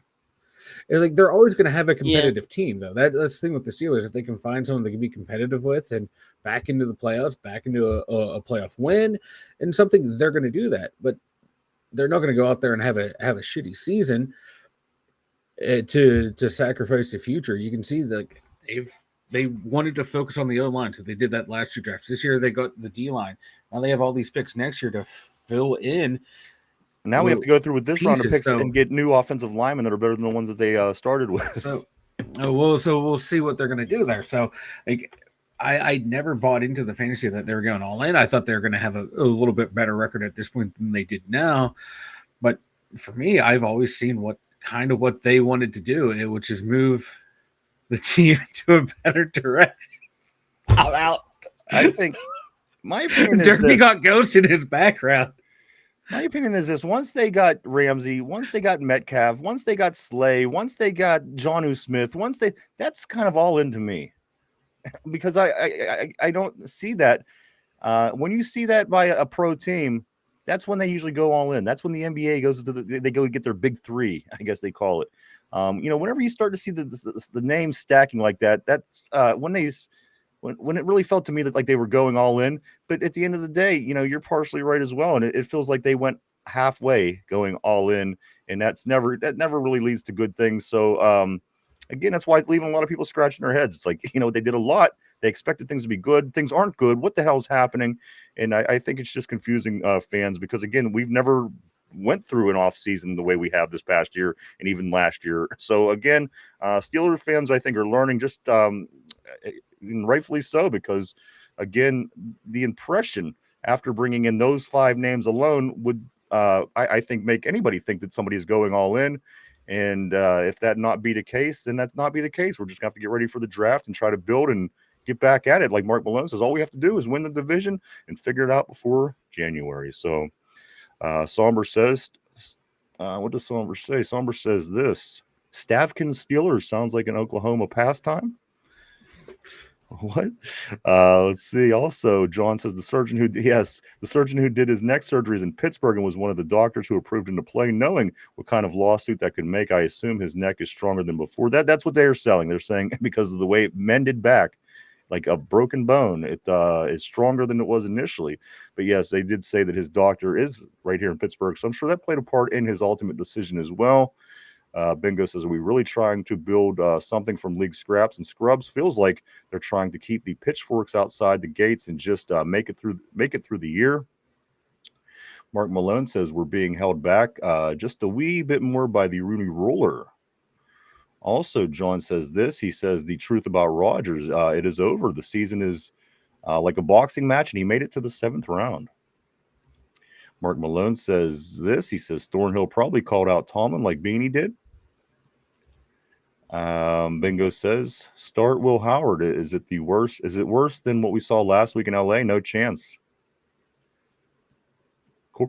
Corey says this. Bill B would have cut those problem players and the moment those problems started and replaced them in a true next man up fashion. That's the difference in 6 Super Bowl title to 1 Super Bowl title in 15 years. Bingo says this Derpy's tits of doom. Christopher says they're going to draft a wide receiver in the early rounds. The Roonies are cheap. Can you really tell me that Metcalf is better than George Pickens? When has he ever made the crazy catches George Pickens makes? And you know what? And coming in, that was one thing that Mike told me was, watch out. He has the dropsies. DK is an elite name, but right now he's 53rd in the league as far as his position in the league. 53rd. And dropping them passes certainly isn't helping his cause.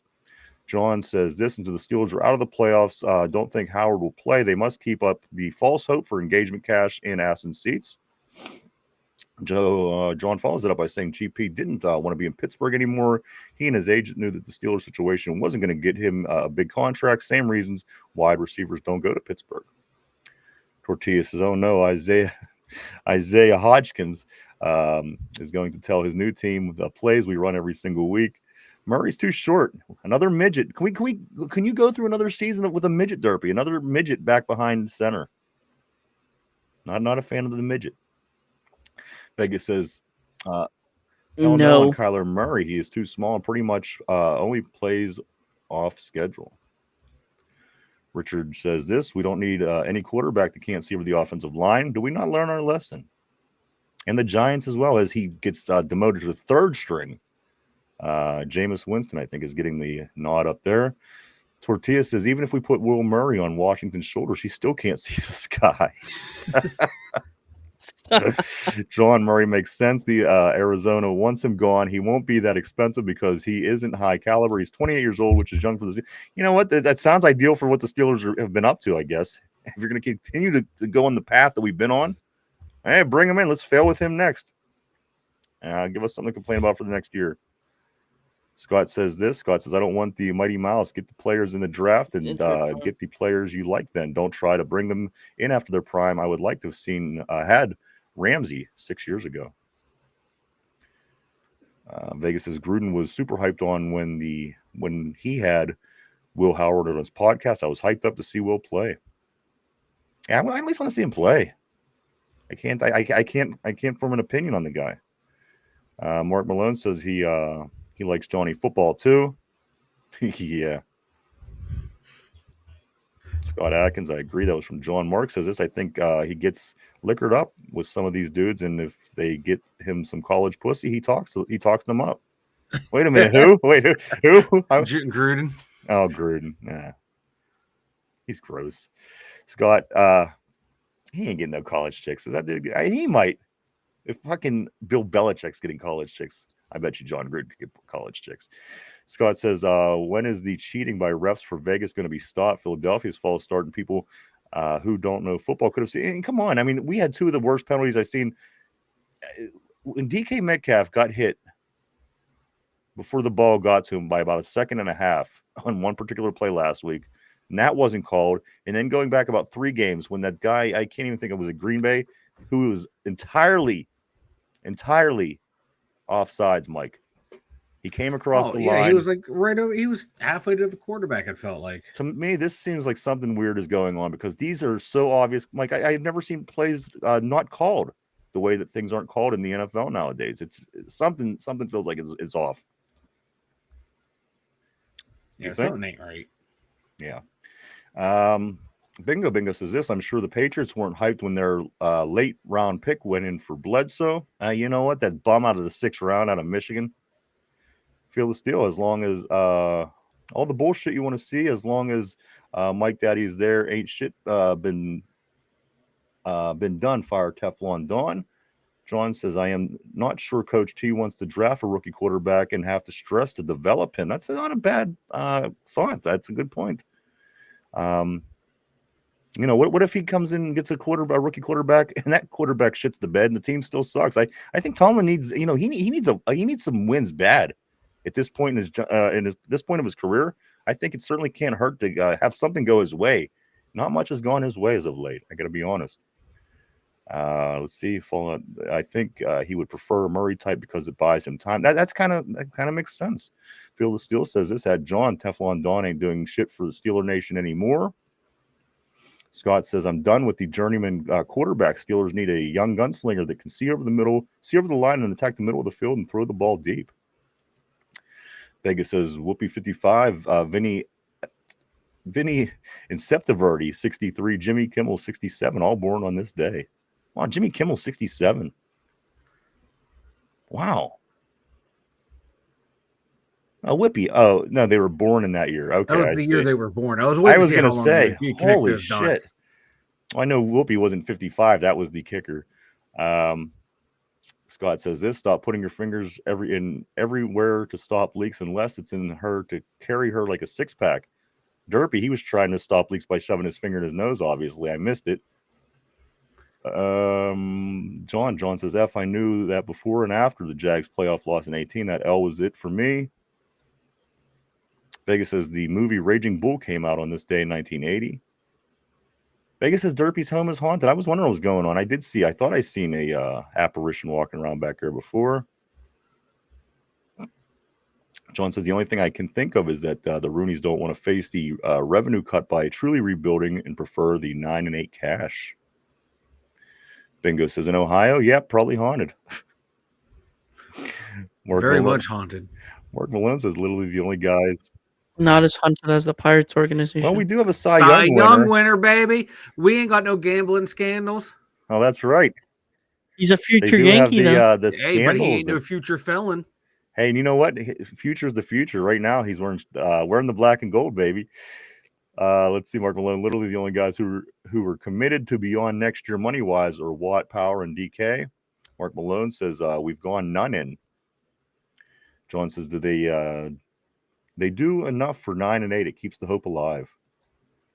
Corey says the thought they were all in for me came from extending TJ and signing DK, then bringing in Aaron after bringing in all the pieces. That it gave you the vibe. It was a right off into the sunset vibe. No two ways about it. I felt that as one. I thought, you know what, if we could have a weird season, maybe the Steelers could land in a spot to maybe do something like this. But I mean, so far the NFL has been it's been very weird. Winchester Bingo says this, fuck hope, I want results. RB says, let's be honest, as long as Rooney is making money, nothing is going to change. Corey says this, he says now it's looking like they made all these moves just to make them with no real rhyme or reason. That's tough to wrap my head around after years of subpar aggression moves. John says, I understand. I keep hoping Rooney will answer my annual victim impact statement telling me changes are coming. Vegas says it would be cool to have one of those super billionaire guys that has a lust for winning, just not a know-it-all like Jerry Jones. Maybe Mark Cuban. Mark Cuban could be a lot of fun. Corey Beavers says this: Darnell for quarterback in 2026. He might be able to throw, but he will have lower sack percentage. You know what? It's going to be hard. It would be super hard to take down Big Mount Washington. You can see over the line. I like this. You can see over the line. I like this idea. He's a little bit more agile and moves like a quarterback. I mean, he's big and Stranger 420 says Mini Me was great in Austin Powers, but would be a terrible quarterback. He's referring to Murray. Roger Murray says this, Corey, not sure what you mean. I think Omar was trying to use the same formula Belichick used, blending veterans with young players. Unfortunately, the veterans haven't been working out. Somber says, typo. I don't remember what I said, but it was funny in my head. What's up, Cody? Great seeing you, bro. Cody. My man, Cody. John says, Jerry Jones talks too much. Rip Van Rooney talks too little. Tortilla, they probably put a potato chip in his head to make him sign with the Steelers. Vegas says, Brendan Sorsby, the Bearcats quarterback, might be looking the best out of all the quarterbacks. Cody says, hit him and quit him is my motto. Somber says Sorsby is the Howard of this draft minus the height. Vegas, oh no. John says it doesn't matter who, but as soon as the quarterback is drafted, the pressure will be on the front office and coaching staff to produce the product fast. They won't reach this time. I'm sorry. Cody says, what's up, Derpy? Beat our ass and pick. Damn right he did, man. Derpy's looking to try to repeat. I'm sorry. As we will be wrapping up the show today with picks, as we always do on a Thursday. Right here, Vegas. I'm sorry, Vegas says this. He says, unless they have a great second half this year, I really don't see Tomlin getting another contract extension. That's going to be interesting when it's time for contract extension to see how that plays out. Just seeing how the things have been going, how things have gone since last contract, how the team is done. It's certainly going to be interesting when that time does come around. Vegas says next year is his final year of his contract. Okay, that's what I was going to say next. I thought it was next year. Corey says, I try to keep in mind that there are no teams in the league that look like major powerhouses, and they all have major issues of their own. The most complete team just lost to Philly. That would be what, Green Bay? Is that who you're referring to? Also, Scott says, imagine if the Steelers would have traded Tomlin to Chicago and hired Ben Johnson. Steelers need a new offensive-minded coach. RB says it's not hard to understand the random gathering of talent. Tomlin doesn't believe in schemes or systems or scheme fits. Talent over everything. That's interesting because I said that the other day. I said, if this group of 11 guys on our defense played for a different system that the schemes were better and it was just, better coached, I don't think they would be the worst in the league. I don't think that they would get sloshed the way that they continue to do in some of these games. Sober says, just do the flying V with Darnell in the background or in the back. Vegas says this, Scott Atkins, that would have been dope. John says the most complete team is the Rams, hands down. Corey says, John, I forgot the Rams exist most weeks. King Derpy, Vegas says this also. John says Stafford is breaking. Stafford is a beast, dude. I've been saying that all along, man. And then finally, Cody says, I think the Steelers are the only team afraid of the dark. All right, guys, it's time to get into it. Speaking of the dark, Metcalf challenges DJ Turner to shadow him again this week, Mike. So maybe, as Cody's saying on the board, George Pickens sucks. Playing in the dark, challenging DJ Turner to shadow him again, Mike. If DK Metcalf can't get open or doesn't produce, how does this game turn out in your opinion? I think he's going to be able to, because I think that the Cincinnati defense is a wet paper bag. I truly, honestly do. Yeah. But let's just say DK doesn't perform this week, Mike. Who's going to have to step up? Obviously, the running game is something that we want to see. The production from Jalen Warren is something we want to see. But who has to step up, Mike, and who will step up, providing DK Metcalf gets shut down this weekend? The man who did it last time, Patty Fry. He had a big game. I have to agree. They exposed that defense of how to, how we can exploit them. This Freiermuth up the seam.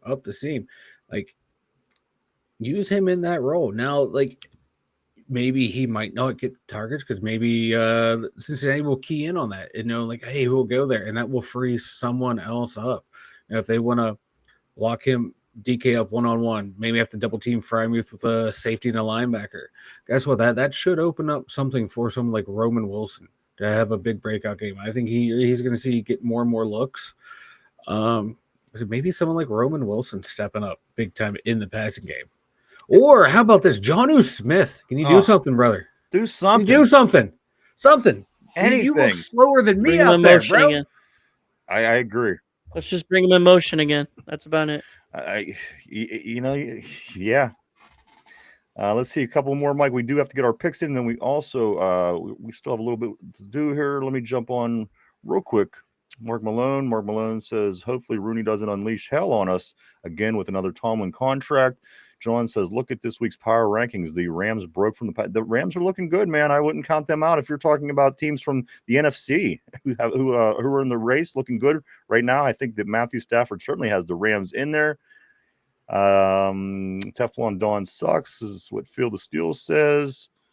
Corey says, I think we need to hire a DC coordinator. Nobody gets more defensive than a rich white man. Vegas says this. A real wide receiver one would be a nice get for next year, or any wide receiver too, just to have an extra weapon when you're, maybe when number one isn't having a good game, maybe when number one has 6 yards. Having a second tier guy certainly is needed. I don't care what anybody says. We stink. There's things that we don't have. There's things that we need, and there's things that go a long way by just having it. And I think a second wide receiver for whatever reason. But we'll still continue to go to the Munchkins or the other guys who, again, Scotty Miller, I think, has 1 catch on the season. How can they even use these names anymore when they talk about our wide receiver room? They don't deserve to be used. Scotty Miller and Ben Scott, come on. They're zero. They have no effect on the game. None whatsoever. It's embarrassing. Cody says DK Metcalf can't catch the ball. DK taught Joey Porter how to catch. Tortilla says Big Tuna is going to have a big game. Stranger 4420 says DK has been shut down by multiple Bengal DBs in the last few years. He has no room to talk. Mark Malone, why do we have to rely on the Fry Daddy? Again, Fry Daddy had a huge game. Was that the game he had two touchdowns in? He had the long one and also a second one. And then he had one the following week. He was on fire. Why stop going to him? I don't know. Again, if somebody else was on fire, I think Aaron Rodgers would go to him over and over. Whatever the problem is with Muth, I'm not sure, because, again, when you went to him, he got nothing but production. 3 touchdowns, 2 games, 2 touchdowns in this in particular game we're talking about. Cody says if Aaron Rodgers throws quick, short passes again, they're going to start to get intercepted. John says if they draft a quarterback and don't produce by Tolman's contract end, that will be time to part ways. Again, I am not sure Tolman is in a quarterback draft hurry. Cody says teams know when the screens and slants are coming because it's predetermined by Rodgers. And finally, John says this: the thing that hurts, I know that Pats are closer to 7 than the Steelers. They sure are. They sure are. They passed us up, man. Somber says this: I keep hearing people say Calvin Austin III sucks because he bobbled the ball against the Colts and it caused the interception last game. How many NITs and drops does DK have, and how much is he getting paid? My point is, the reason I keep going this direction is because I don't, you can't live off of DK Metcalf. You just can't. You can't. I mean, if he was a little bit more consistent catching the ball, would be one thing. If he's shown us any sign of being that quarterback that you could live off of, that'd be another thing. I haven't seen any of that. I'm seeing inconsistency. I'm seeing balls being dropped. Nothing shows me that that be the case. I think we need a wide receiver too. Call me crazy. Tortilla says because for every good play, okay, Pat has another. See, I don't see that, Tortilla. I'm not seeing all the bad plays that Pat Freiermuth's had. I see 2 this year. And I pretty much could just chalk that up as I haven't seen him before. Pat Freiermuth generally doesn't make bad plays. He missed a block on a field goal earlier in the season, and he dropped the pass down the sideline. I got to be honest. That was that's all I really have to say bad about Muth. Tortilla says, "We'll drop the ball or fumble." And who is that? Anybody? Anybody tell me what that name says? Lile? No. Okay. He dropped the ball or fumble and is not a route runner, so I don't see him being open by the time Rodgers is throwing or gets sacked. Somber says we need a wide receiver 1. We're talking about a wide receiver 2. Mark Malone says need to draft 2 wide receivers high next year. And Cody says the whole team sucks. We're just Steeler fans that love football. That's basically it, man. Scott Atkins says Patriots don't have inexcusable games. Yes, they lost some, but rarely look like the college team. They turned the ball over 5 times against us, though. You know what I mean? That team is not great, but they're moving in the right direction, guys. So let's get into the picks of the day. The panel looks tired. Yeah, I'm fucking exhausted. Let's get into these. I could do another show. Oh, yeah, Derpy's got a whole nother one coming up live. Don't forget to catch Derpy in about an hour right here. Is him and Chris. They do got the Nerd Show coming up, the Average Boys podcast. The Average Boys? Is that what it is? Average Boys. Yes, sir. Somber said Chris Bell in round 2 or Malachi Fields round 4, both big body guys. Let's get these in because then we can let Mike go to sleep. He's literally passing out on camera. Let's get into the picks of the week, guys. This is the week 11 in the NFL, and starting tonight. And again, don't forget to get your CBS picks in, guys, over on CBS Pick'ems, because once the game starts tonight, you will not be able to pick tonight's game anymore. So be sure. What's up, Mike? Did you say something? Yelling at my computer. Oh, okay. But you will not be able to pick once that game starts. So make sure you get over there and get your picks in. Let's get these underway, guys. As we are rounding third base here on the show, it's time. Derpy, you have you were the champion last week, so you get to call it. Do you want to take the picks first, or do you want Mike to take the picks first today? All right, Mike, we're going to start with you. And it all starts tonight. The Jets travel to Foxborough to play the Patriots. Mike, who do you like in this game? Patriots. Patriots, Derpy. Patriots at the Jets. Vanilla Slumber. Go ahead, Derpy. Game ball. I wish we had Mike Vrabel.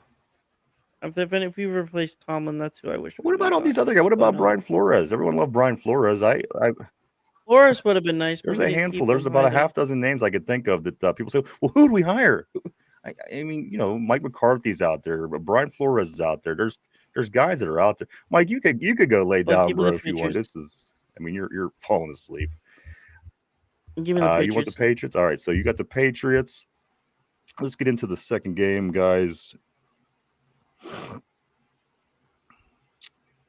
If he quits kicking me out, I will get you more games, I promise you. I don't know what's going on here. So you guys both got the Patriots.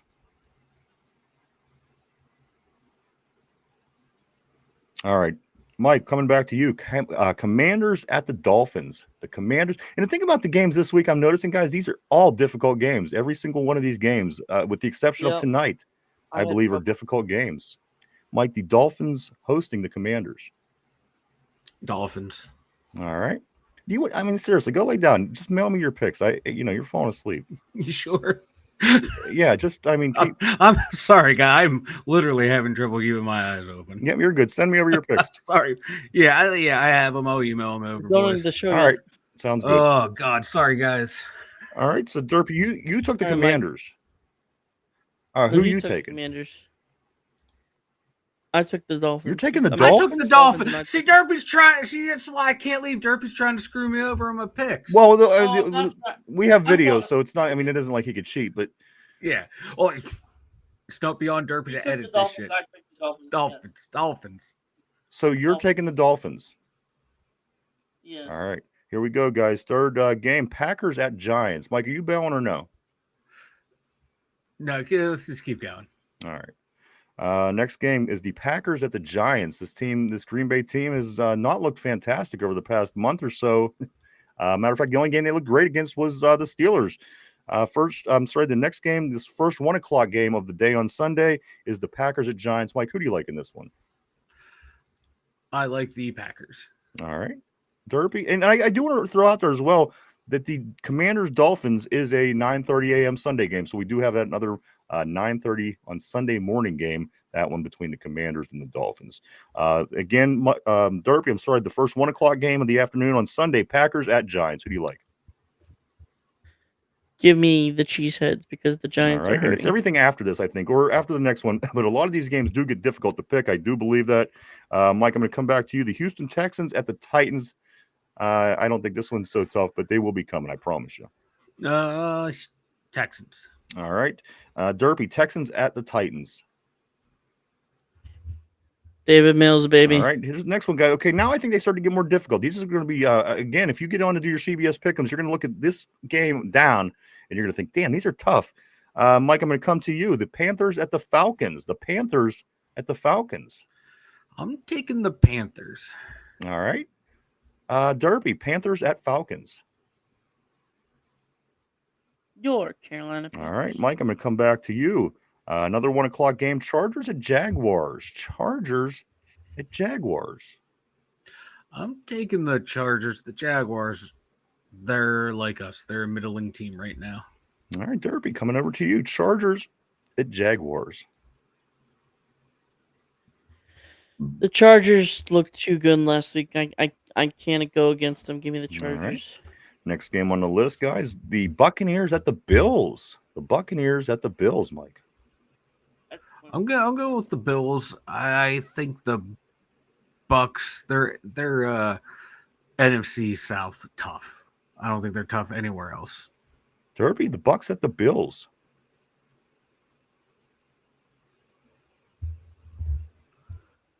Give me Baker Mayfield and the Bucks. Ooh. Next game, guys, the first 4:05 game of the day, the 49ers at the Cardinals. Mike, the 49ers at the Cardinals. I'm taking the 49ers. There's no way the Cardinals win this game. Derby, 49ers at the Cardinals. Give me the 49ers. All right. 4:05 as well. Seattle at the Los Angeles Rams. Every one of these, there's going to be a lot of good games on Sunday. This is the hardest one for me to pick. But there's just some of the way the Seattle's playing this year. I'm taking Seattle. Derby, Seattle at the Rams. Seahawks at the Rams. Give me the Rams. Mike, 4:25. Chiefs at Broncos. Chiefs at Broncos.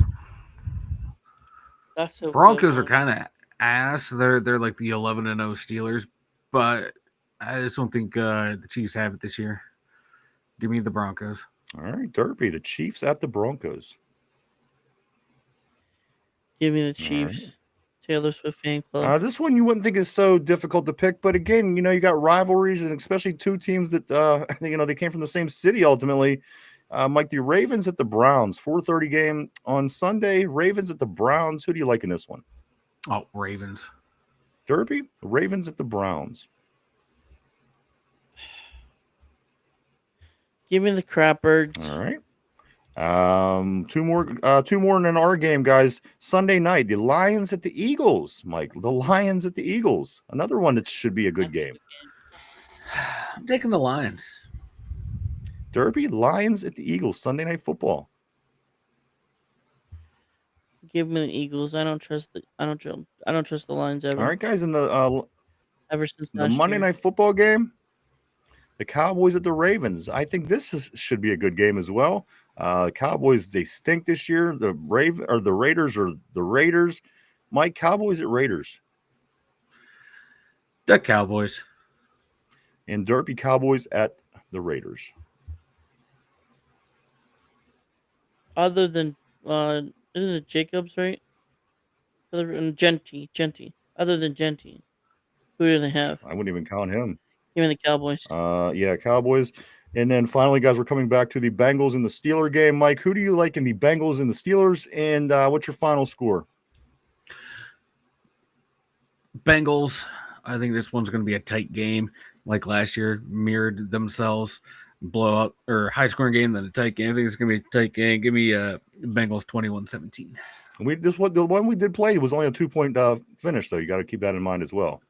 Yeah. Okay. 21-17. So two close games. All right. Yeah. Derby, I'm going to come high scoring games. High scoring game than a low scoring game is what I meant to say. I'm sorry. Derby, I'm going to come to you finally. The Bengals at the Steelers. I need a winner and I need a score. I hate to do it. Give me the Bengals. 31-20. Yins are crazy. It's going to be the Steelers are going to win this one, guys. But I do got your picks. I'm going to lock them up, put them away, and we won't pull them out until Tuesday when all the games are done for the week. Let's go through a couple more of these messages to wrap it up, Mike, and then we are going to send it over to you and get ready to wrap it up for the day. I'm going to go right here where it says, Derby, no cheating this week. That was Cody. Cody saying no cheating.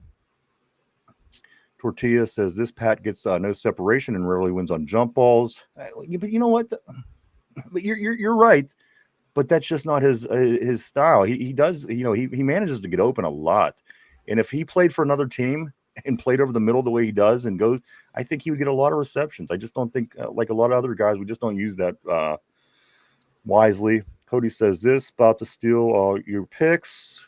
Scott says this, I waited for the Steelers to draft Henderson out of Ohio State. He was a first-round running back that has breakaway speed. I'm a Michigan fan, and I watched many times. Vanilla slumber is what Vegas says. Cody says this. Vanilla, you need to cheer up, buddy. Penn State loses. Penn State season is almost over. I think that's what it is. I haven't noticed Mike ever being this down until I've noticed this Penn State streak. I haven't. John says this. Left tackle, left guard, wide receiver, quarterback, defensive tackle, inside linebacker, cornerback, safety, not in any order, and could be a free agent combo. It would take more than 1 year unless extremely lucky. Vegas says Scott Atkins, his mom works at the cancer center here in Vegas. Oh, who is that? Somber says add right guard and slot cornerback to that list. LOL. McCormick is awful. Scott says this. Tomlin doesn't know how to seize opportunities. He squanders them every time. He sure seems like it, man. Derpy is the color man. Derpy, you were that close to being the color man. John says this. Safe. S, I agree, but figured corner safety, but I agree. I figured cornerback was slot and was hoping McCormick will improve. The list is long. They will have to prioritize and take risk.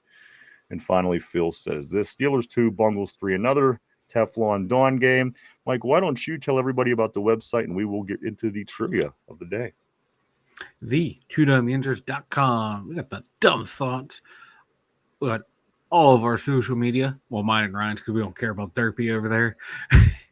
And the merch store. Check it out. The 2dumbyinjers.com. Like, all right, guys, it's time for the how well do you know your enemy? How well do you know your opponent? Today, it is going to be about the Cincinnati Bengals. No surprise there. That is who the Steelers play on Sunday at 1 o'clock on the North Shore in this Week 11 matchup, guys. The Bengals come in with a 3-6 record. Steelers are sitting at 5-4. Or what other? Yeah, they're 5-4. Jeez. Guys, here goes. This is the question of the day. Mike, Derpy, put on your thinking caps. Everybody at home, here we go. Forrest Gregg was the head coach of the Bengals in the first Bengals 49ers Super Bowl. Who was the head coach for the Bengals in the second meeting between the Bengals and the 49ers? Of course, they faced off 2 times in the Super Bowl against one another. Forrest Gregg was the head coach of the first Bengals team. Who was the head coach of the second Bengals team that played and lost to the San Francisco 49ers? Guys, take a minute to think that over. We're live every day right here from 11:30 a.m. to 1:30 p.m. every day right here on the Tube. Mike, Tube. question of the day. Forrest Gregg was the coach during the Bengals' first Super Bowl appearance against the 49ers, but who was the head coach in the second matchup with San Francisco? Phil is still saying Peaches. Peaches was the coach. Mike, what do you think? I have no idea. Maybe take a look at the board. The guys, they all have the same opinion. That might help. Sam White? Sure. Sam White. Is this your pick, Mike? This is my pick. All right. I'm going to lock Mike in place on Sam White. Derpy, I'm going to come to you. Forrest Gregg was the head coach for the Bengals during their first Super Bowl appearance against the 49ers. But who, Derpy, was the head coach during the second Super Bowl appearance against the 49ers? On the board, Sam White is popular. I know Mike had taken Sam White as well. Derpy, who do you think? I'm going to take a page out of the book and copy the board. All right, copy and paste. I'm going to lock you in, and I think that you're going to be in luck because that was the correct answer, guys. Sam White was the guy that took them to their second appearance against San Francisco. Richard's saying that they both were losers. Corey says, who was the guy that looked like Marty Schottenheimer? All old white dudes look the same to me in the 80s and 90s. It could have been Sam White. Marty Schottenheimer from right here in Western Pennsylvania, too. He went to Fort Cherry High School. Vegas says he's the only one I don't remember that wasn't the black guy. I can't remember his name. Yes, Sam White. Sam White was the guy. Good job, everybody. We're getting ready to wrap things up tomorrow. I hope everybody joins us tomorrow. Finch will be in the house tomorrow. Also, we'll get into all the things that we have to figure out about the Steelers this weekend. We're going to get into overs and unders tomorrow and all that kind of fun stuff. So we hope to see everybody back then. I do want to say this: if you haven't had a chance, swing by any of our social media sites and hit the follow button, guys. You could go to Facebook, you could go to X, formerly known as Twitter, Instagram, Threads, even TikTok. Swing by and just hit the follow button to keep up with what Two Dumb Yinzers are doing on an everyday basis. Also, if you haven't had a chance yet, also right here, just hit the like button below, hit the sub, share, or even leave a comment. It will help us out. Any of it will, and we appreciate it all. I do want to say this as well. Guys, don't forget to get your Duquesne Pilsner going into the week. I think that's what it is. I think once everybody starts, more people start drinking their Duquesne Pilsner during the game, I think the wins start coming, or at least we imagine that they're winning. The more alcohol we drink, but give it a try, guys. These guys always put in a good word for us in their promotions at Duquesne Pilsner. We want to thank them. Stop by their social media as well and show them some love. Made right here in Pittsburgh, Mike. As it says right on the can, grab a Duke. Grab a Duke. Derpy, were you trying to get my attention, or were you just making strange movements? Okay, Strange gotcha. movements. Let's see. Vegas says this. Vegas says Chargers fired Marty after they went 14-2. That's right. Phil says cheers. See you later. And Teflon Dawn sucks. Bingo says Marge Schott. She was the owner of the Reds. If I remember, she got herself into some issues with her mouth. Vegas says not. See, guys, I hope to see everybody back tomorrow. I want to say thank you, everybody that took the time out and come and hang out with us today and check us out. We certainly appreciate each and every one of you. We truly, honestly do. We wouldn't do it without you guys. Thank you so much. I want to say thank you to everybody on the board. You guys always make the show and keep the show interesting. Thank you too. And everybody that is watching, like I said, maybe at the gym, maybe at home, maybe just have your earbuds in. Thank you as well. I think we're going to get some smelling salts to put under Mike's nose tomorrow. Every time he starts to nod off, we're going to just get the smelling. So we'll do like Aaron Rodgers with him. Mike, anything before we get ready to wrap up for the day? I got nothing. I was trying to think of something witty and funny. My mind is blank right now. Derpy, what about you, man? Anything before we wrap it up? I just want to say thanks for everyone watching and keep tuning in, and then I'll be back in about an hour on the Yinzers All right, Network. guys, as I said, I hope to see everybody back tomorrow. Finch will be here. We'll be getting ready for the game. This will be our Steeler Friday, heading into Week 11. And don't forget, guys, Thursday Night Football tonight, the Jets at the Patriots. That's an 8:15 start. Don't forget to get over to your CBS Pick'ems and get those picks in. And don't forget to get your tiebreaker as well, guys, because, again, Week 11 does kick off tonight. That game is at 8:15. We'll be back tomorrow to talk about that and much, much more, getting ready to head into our I'm talking, guys, big showdown with the Cincinnati Bengals. If you still have any hope about this team winning that game in January, at least one of them, I think that it all starts this Sunday. This Bengals game is huge, believe it or not. The Bengals, big game. Mike, Derpy, speak now, forever hold your peace. All right, everybody, don't forget, Derpy will be back here in about an hour. Swing back over to the network, and you can watch Derpy and Chris in the Average Boys podcast talk about nerd things, movies, superheroes. What other kind of nerd things are there, Derpy? Comics, things like this. So if you love that, come back in about an hour. Check them out. For Derpy, thank you for being on, sir. For Mike in the Steeler Central Mobile Studio, myself, the Two Dumb Yinzers, have a great day. We hope to see everybody back tomorrow. Have a good one. Bye-bye.